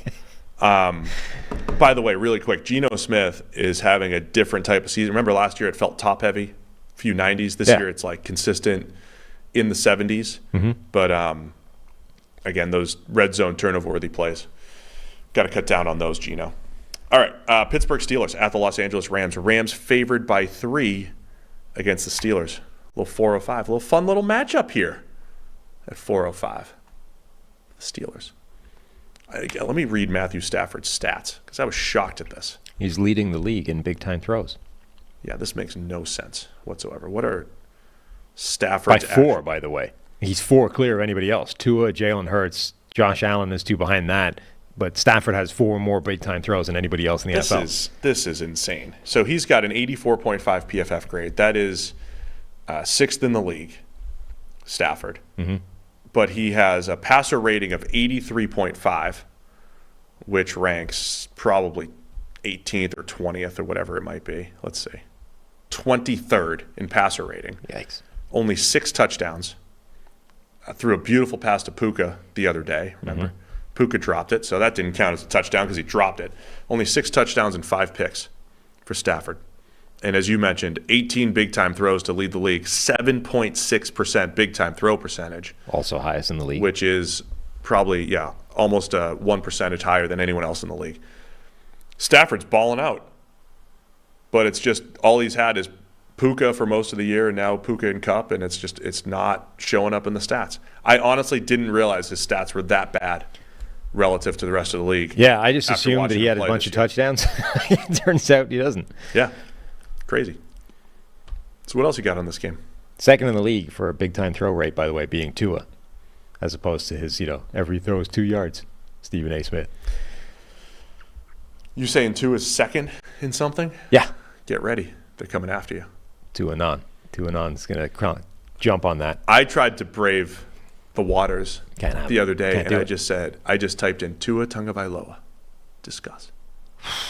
And just let the people discuss. I just muted most of Miami over the course of those 2 days where they were hating on Justin Herbert randomly. We need to do a history of who you muted year over year. So 2018. I did that for a while. Remember I kept But it was like one per year of which fan base did we piss off the most. Yeah. 2018 was the Bears. But I kept like a tracker of fan bases that I pissed off over a season. Let's stay focused. The Steelers is an annual thing, but the Steelers in 2020 when they were 11-0 and we were like, this is the worst 11-0 team in history. This is the worst 7-4 team in history, and they're 11-0, and then they lost their next 5. Anyway, it's the Steelers. They're 3-2. You can't figure out how they've even gotten there, but they do, TJ Watt closes games down, and we've broken down the Rams' pass blocking. They've had 2 or 3 games in the 20s from a pass blocking standpoint. If TJ Watt and company can get the Rams pass blocking to, great in the 20s again. Yeah. That's how you beat the Rams. TJ Watt, Alex Highsmith teeing off on those Rams offensive tackles is a pretty big mismatch in their favor. Watt, obviously, we've talked about him a lot. He's extremely good. He's especially good at those kind of closing plays, the impact plays, sacks, forced fumbles.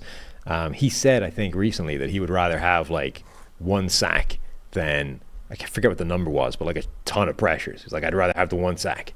And he plays like that. Like, he wants the finishing play. He wants to end the play and the game when he can. But then the other side, like Alex Highsmith has developed into this really good elite pass rusher in his own right. He's got that really nice combination.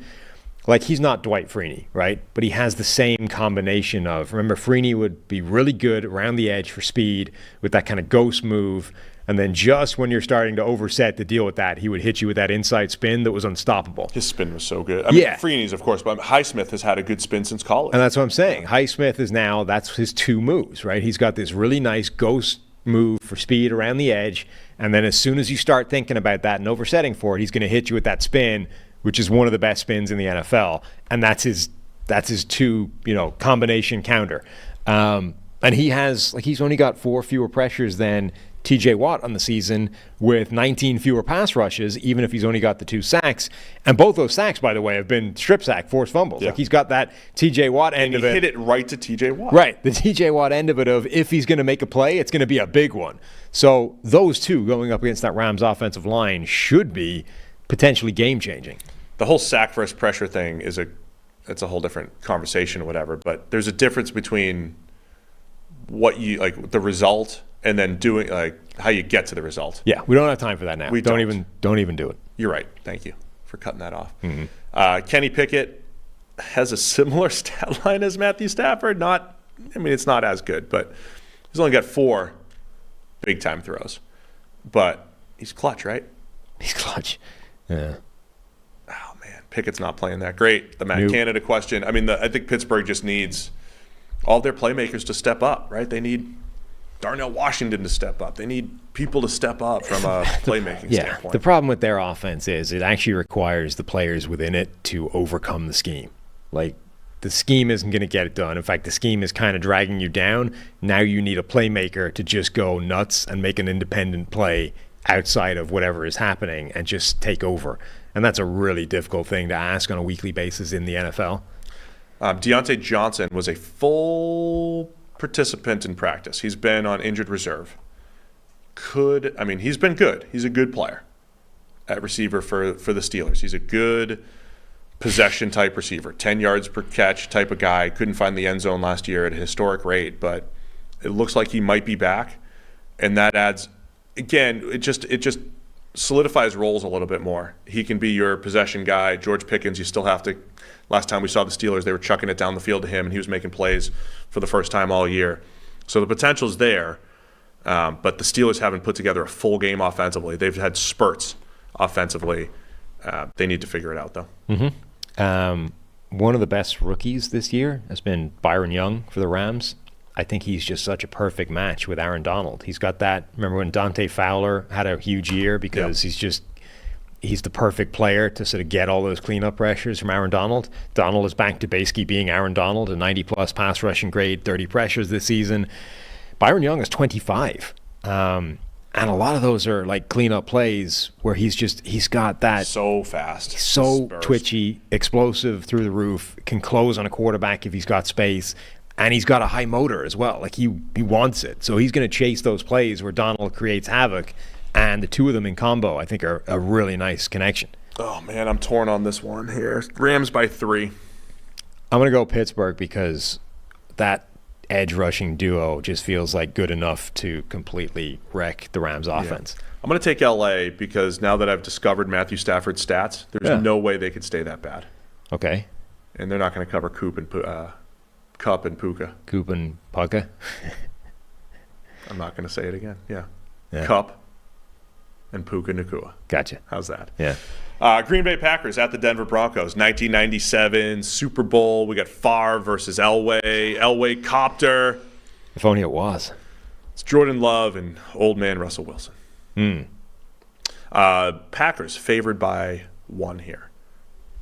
Packers coming off their bye. They're 2-3. Disappointing. Was it Monday Night Football against the Raiders last time we saw them? Packers started the season 2-1, and they went from, hey, Jordan Love's doing some things. He's missing too many throws, but there's something there in the young receiving core, and I think Love's lost a little bit of that luster the last couple weeks. Russell Wilson, another fascinating stat line. Russ is, where is he? 7th in the league with a passer rating of 99, and he's got 12 touchdowns. He didn't get 12 touchdowns till week 18 or something last year. More touchdowns than bedrooms. Yep, 12 touchdowns, 4 picks. The stats are good for Russell Wilson. PFF grade of 72, though, has him more middle of the pack, tied for 17th. What are you looking for in this one? This is fascinating because Green Bay's offense struggles because every group within it is making just enough mistakes to keep it bogged in the mire, right? And collectively, they're sort of timing them for different times so that when if the offensive line holds up, the quarterback is missing a throw. If the quarterback hits his throw, the receiver drops it. If the receivers and the quarterback do well, the offensive line craps itself and there's pressure on the play. Like the miss, was this the Raiders game, the final interception to seal it. Perfect example. Christian Watson is open, right? He's open to the point where Matt LaFleur on the sideline are jumping up and down, woohoo, we've got it. Hit him. Yeah. And right at the moment, Jordan Love wants to throw that ball, the offensive line collapses and hemorrhages pressure, and he's got to start moving. And then by the time he gets out of the pressure and looks up again, it's too late to throw the ball. And then he underthrows it, and it's picked off by a guy that's 5'4", as opposed to the 6'5" receiver. So this is their offense at the moment. It's just collectively, it's all making mistakes, and they're not good enough to overcome those. Flip side of that is Denver's defense is atrocious. So are they so bad that it actually allows them to execute well enough that the mistakes they make collectively don't matter anymore? That, I think, is a really interesting thing to watch. I'm just going to read the stat, and you guys can figure it out. But I looked up, look, Love has been, his accuracy, 10-plus yards, 20-plus yards, mostly down the field. None of the stats look good. No. But I wanted to know, in this game where Denver, their linebackers have had some issues, there's just been a lot of open throws against Denver. And that's why their stats are so bad. The worst EPA per play allowed by a mile. Yeah, a mile. On just open throws, the uncatchable percentage for quarterbacks on open throws, worst in the league right now. It's Ryan Tannehill, then Justin Fields, then Brock Purdy, actually just throwing uncatchable passes. Jordan Love, number 4, and C.J. Stroud, number 5, Baker Mayfield, number 6. Mayfield, you kind of felt it last week. Yeah. Purdy, I think it was probably the Cleveland game hurt quite a bit last week. He had a bunch of those that we highlighted yesterday. But Jordan Love being number 3, I think I'm feeling that, right? Early in the season when he had 6 touchdowns and no picks, and we're like, he's not playing as well as that because of, it's a tap pass and it's the receivers doing the work. And that kind of balanced out over these last few weeks. So I think back to the basics for the Packers, Love just has to hit the stuff that's there, right? Yeah. As you mentioned, there's always something going wrong on a play, it seems, for the Packers, but there are opportunities to improve. Yeah, Denver's defense, worst EPA per play, as you said, by a mile. They're giving up 6.2 yards per play, which is a yard lot more than the league average. They're giving up the most touchdown on a per drive basis of any team in the NFL by a few percentage points. They're the worst defense in the league by a fairly significant margin. And I do think that that's enough for this Packers team to try and, they'll be more efficient because the defense is worse. Yeah. So the question is it efficient enough that they can sort of keep rolling and overcome the mistakes that they probably will continue to make? The other element of, so they're young players. I think the lack of experience is the source of most of those mistakes, but they're also not personnel-wise what they either were supposed to be or what they were at the start of the season. I mean, David Bakhtiari not being there is a huge blow to that offensive line. He's still as good as any pass-blocking left tackle in football. And when he's not there, Rasheed Walker isn't. Now, Rasheed Walker's not a bad player, but he's not David Bakhtiari. And that, again, that difference is enough. It's a few plays here or there, and those few plays, if they're timed correctly, cause negative results. So it's not quite as extreme as the very resistible force versus the very movable object, but it's in that realm. The other thing to highlight quickly about Denver, too, I don't think our rolled-up team grades are the best thing to use overall, like team defense or team offense. They're not the best thing. I think EPA per play is a much better holistic view of how the team is doing. And if there's a disconnect there, oftentimes it's something the grades can't capture. Like the Broncos grades themselves for the players, it's not like they're all grading in the red. Like it's not all terrible, but the sum of the parts is just not there right now. Yeah. And I do believe they're at such an historic pace that it has to get better. They're not as bad as they're showing. So one of these days, the Broncos defense is going to look better and better. They only give up 19 to the Chiefs. There's reasons for that. The Chiefs decided to run CFL plays on 3rd and short nonstop. But there's a world where the Broncos start to play a little bit better. Yeah. But some of their parts right now has been horrible. Tackling and coverage and run defense has been bad. I like that. I think they've sort of realized where they are, and they're just like throwing all the young guys out there now, right? Yeah. Like they've gotten rid of guys like Randy Gregory. That they've changed Frank Clark, right? They basically said, look, forget it. Veterans aren't going to do us any good. Let's throw out Nick Bonito, Jonathan Cooper, Baron Browning's coming back. Like that's going to be our pass rush, and let's see which one of these guys can be a force in the future. So I think that's good for them. Like let's flood the defense with young, active, players that are playing with hustle. And even if they're not as good, or even if they're not any good, God, at least you're playing with some energy again. All right, I'm going to take Denver to cover at home. They're getting one. I didn't even say the spread earlier. Packers by 1 on the road. I'll take Elway in Denver. Elway. I'm taking Green Bay. I'm not taking Favre because the man apparently steals from the poor. Allegedly. Yeah. But, Now you're going to get sued. I said allegedly. He had to drop the suit against McAfee. Okay. So you're good. Yeah. I'm just saying, you know what? Ray Lewis is after me. Brett Favre is after you. It's like he allegedly. Thank you. So can't saddle my wagon to that. That being said, I'm taking Green Bay. 2 more games to get through here. Los Angeles Chargers at the Kansas City Chiefs. Chiefs favored by 5.5. Chargers coming off another heartbreaker. I mean, the Chargers are going to lose by 3, right? It's just what's going to happen. That was a terrible game by Justin Herbert against and it wasn't even the sort of lack of incredible big throws. It was like you schemed up wide open throws. Some open throws he missed. Wide open double moves. You missed them twice. Yeah. Can't do that. That's criminal. That's the kind of play where if that was Jordan Love, we would be saying this is why he can't be a good quarterback. Now we know Justin Herbert can be a good quarterback, but he left those 2 on the table in a game where that would have been the difference.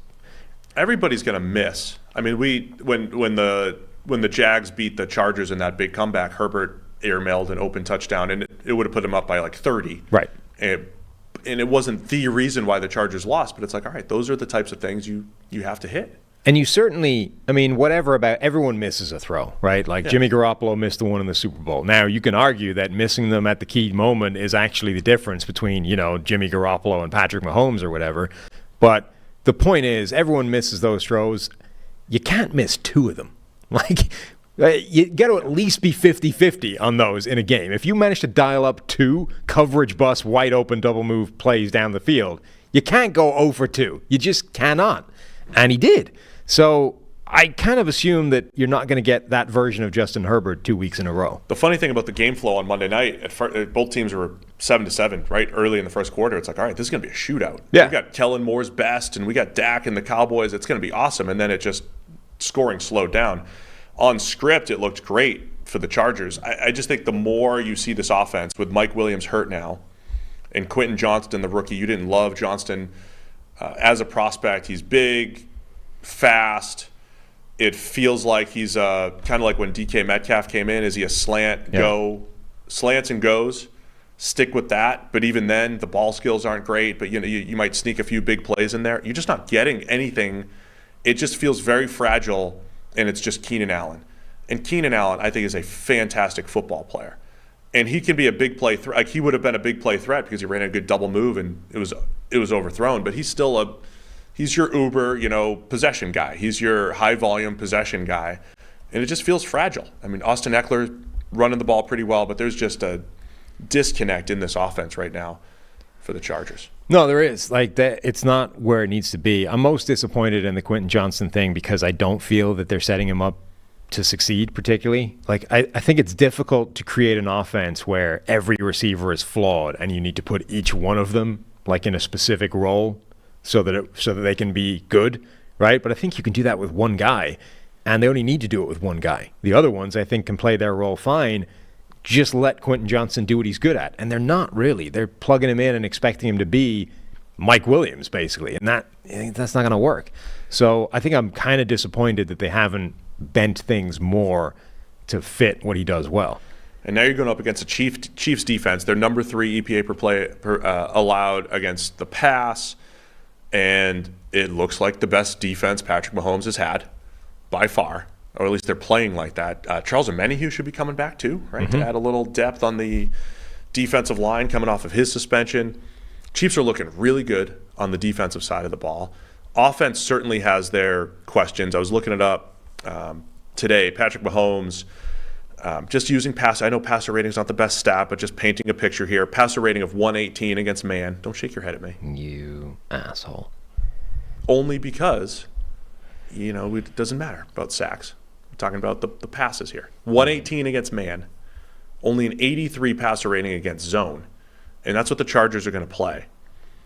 However, but Mahomes' grade is similar. The PFF grade is similar versus man or zone. So that's telling me, we talk about the disconnect with the receiving core right now. It's not that they can't get open against man or whatever it is. It's really just the nuanced parts of the position. Being in the right place at the right time, scramble drill with Mahomes, a lot of those things that, again, Travis Kelce does like in his sleep. You don't have enough of that from the rest of the Chiefs receiving core. I think that's where they're lacking. I don't think they're lacking talent.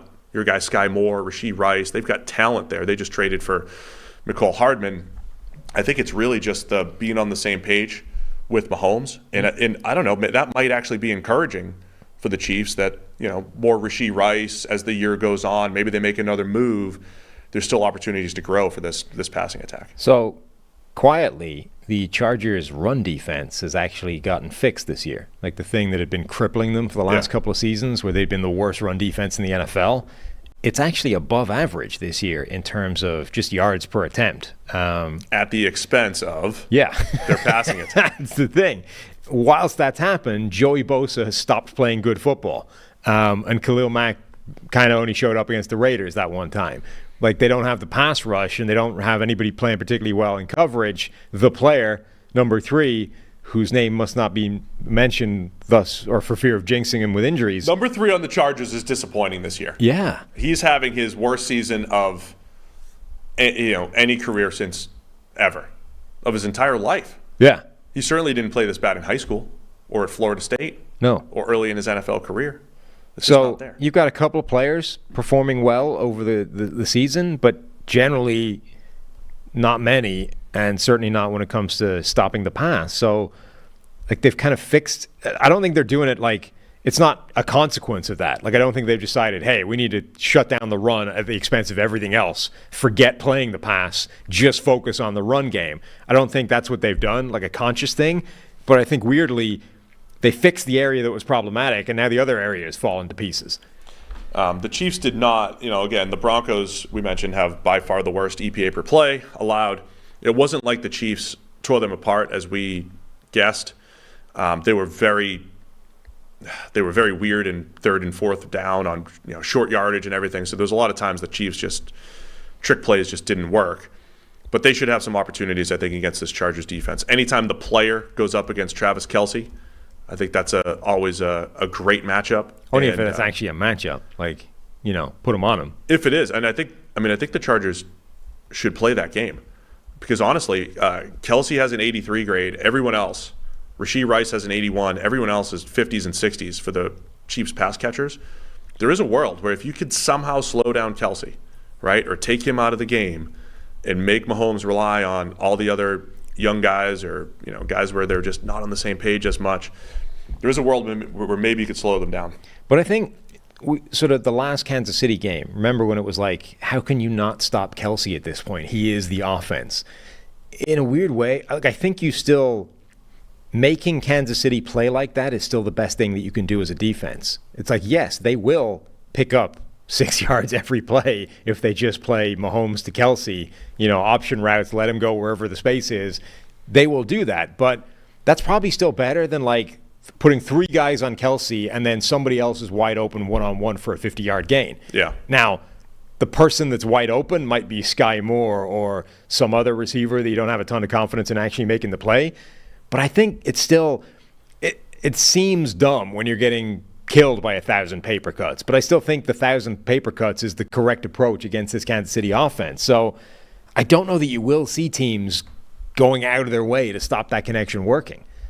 Do you want to take a step? I'm going to use passer rating again. Wow. The nerds must hate They're you. going to be so mad at me. But do you want to take a stab at Patrick Mahomes' passer rating on 20-plus yard throws this year? 84.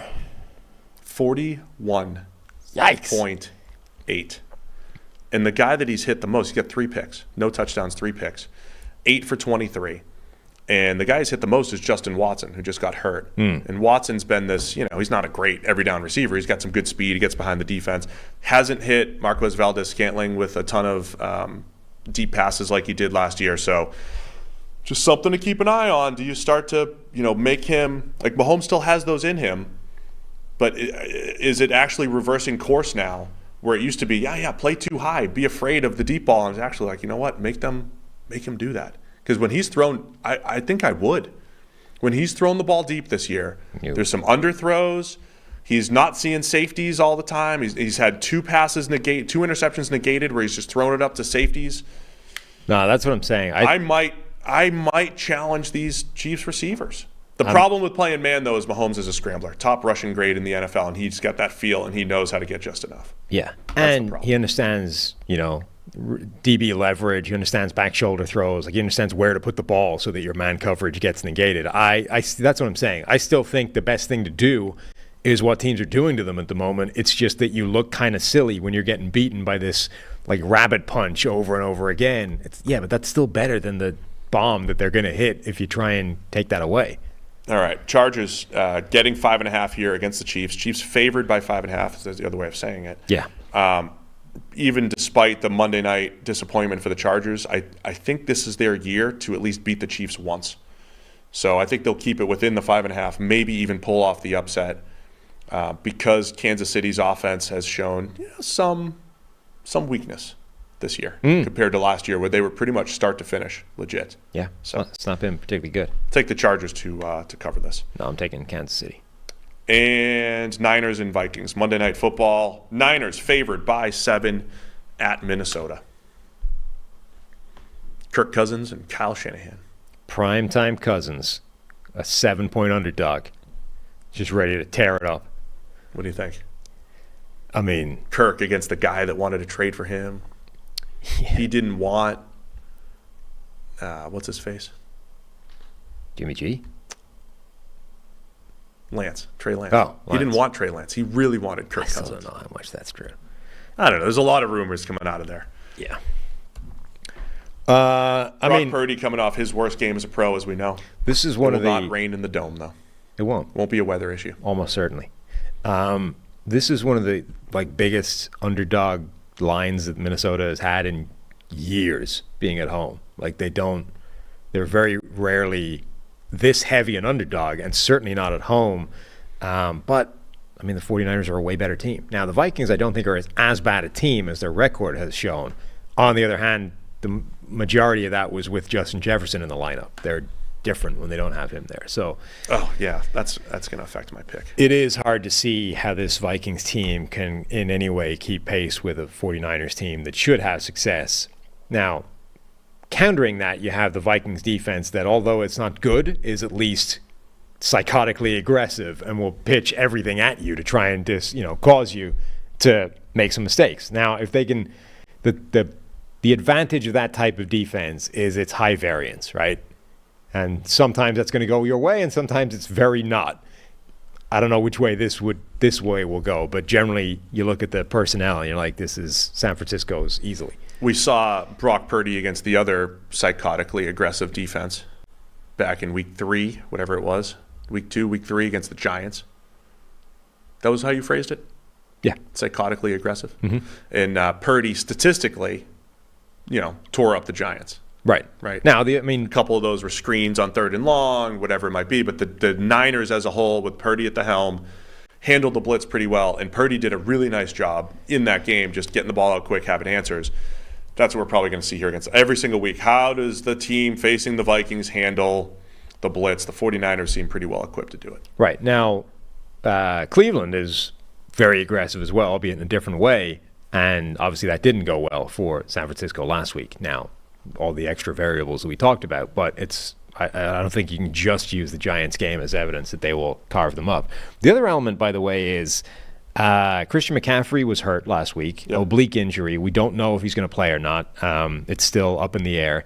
If he doesn't, there are some fairly strong on-off splits with Christian McCaffrey and this 49ers offense, right? Like, his arrival was a pretty important element of this offense going to an untouchable level. So he matters. Yeah, well, maybe. Yeah, and when he left the game last week, the offense stopped, right? It stalled. Now, Debo also left. Trent Williams also left. Like, it wasn't just him. And this is the world of football. There's never a clean on-off. There's always an extra confounding factor.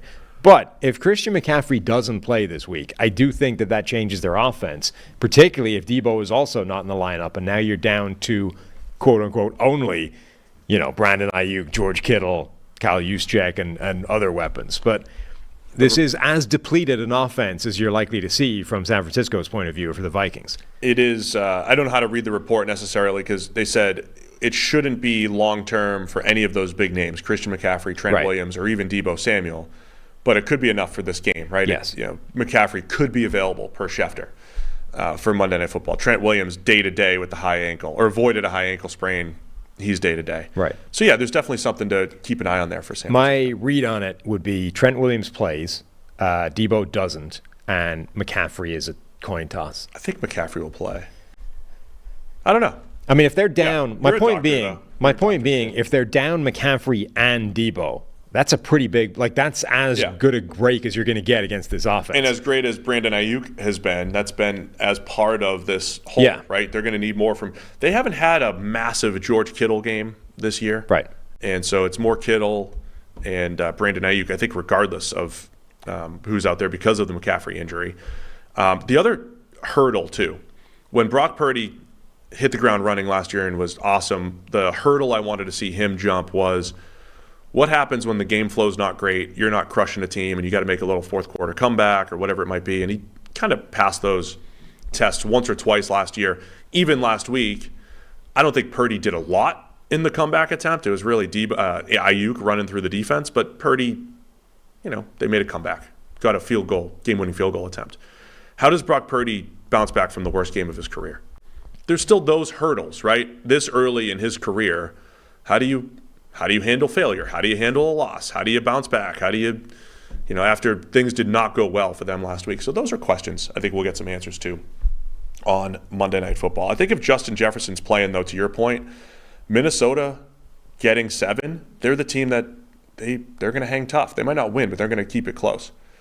But I'm not sure. I think the offense is just too much of a challenge with Jordan Addison, KJ Osborne, TJ Hawkinson as the top guys. They still haven't played a game this year that was not a one-score game.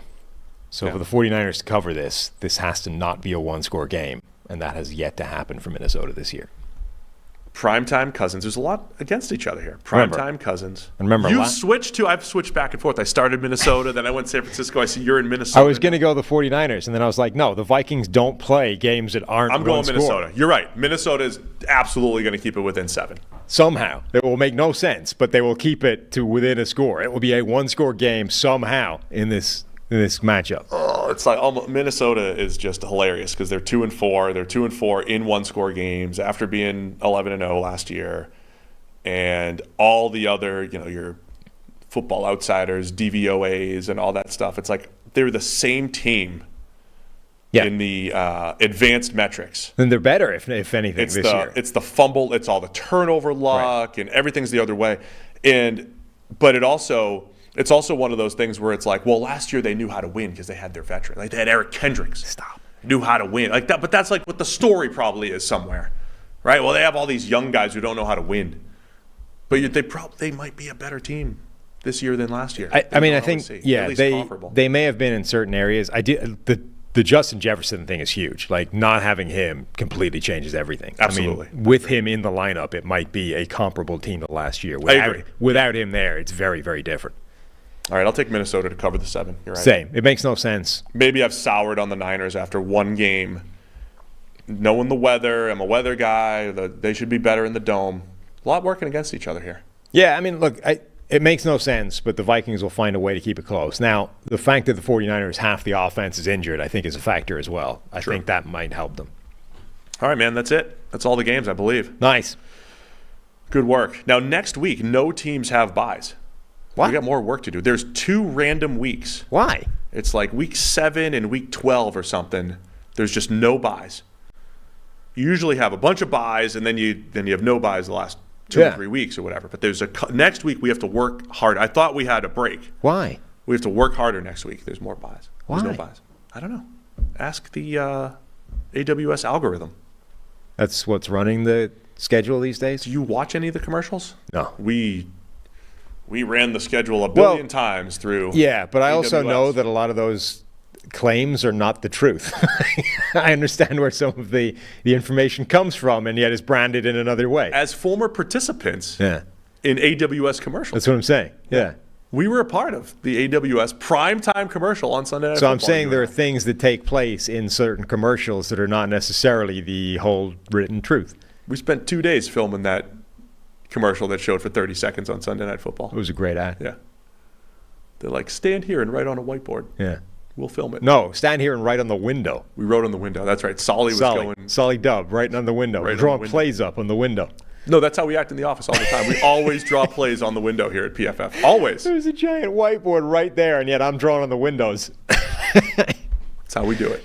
Mm-hmm. It was just another look, day. to their credit, it looked great.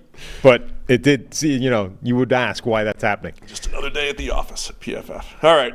Thanks to everybody for tuning in. You'll be back tomorrow reviewing this Saints-Jags Thursday Night Football game With Bradley. with Brad. Yep. Again, send us those clips. Whatever you remember, send us the clips. NFLpodcast@pff.com. Your favorite moment, whatever we can, send to the committee. Hit that thumbs up on the way out if you feel so inclined. Appreciate everybody for tuning in. I'll see you again on Monday reviewing all the, where are we? Week 7 NFL action.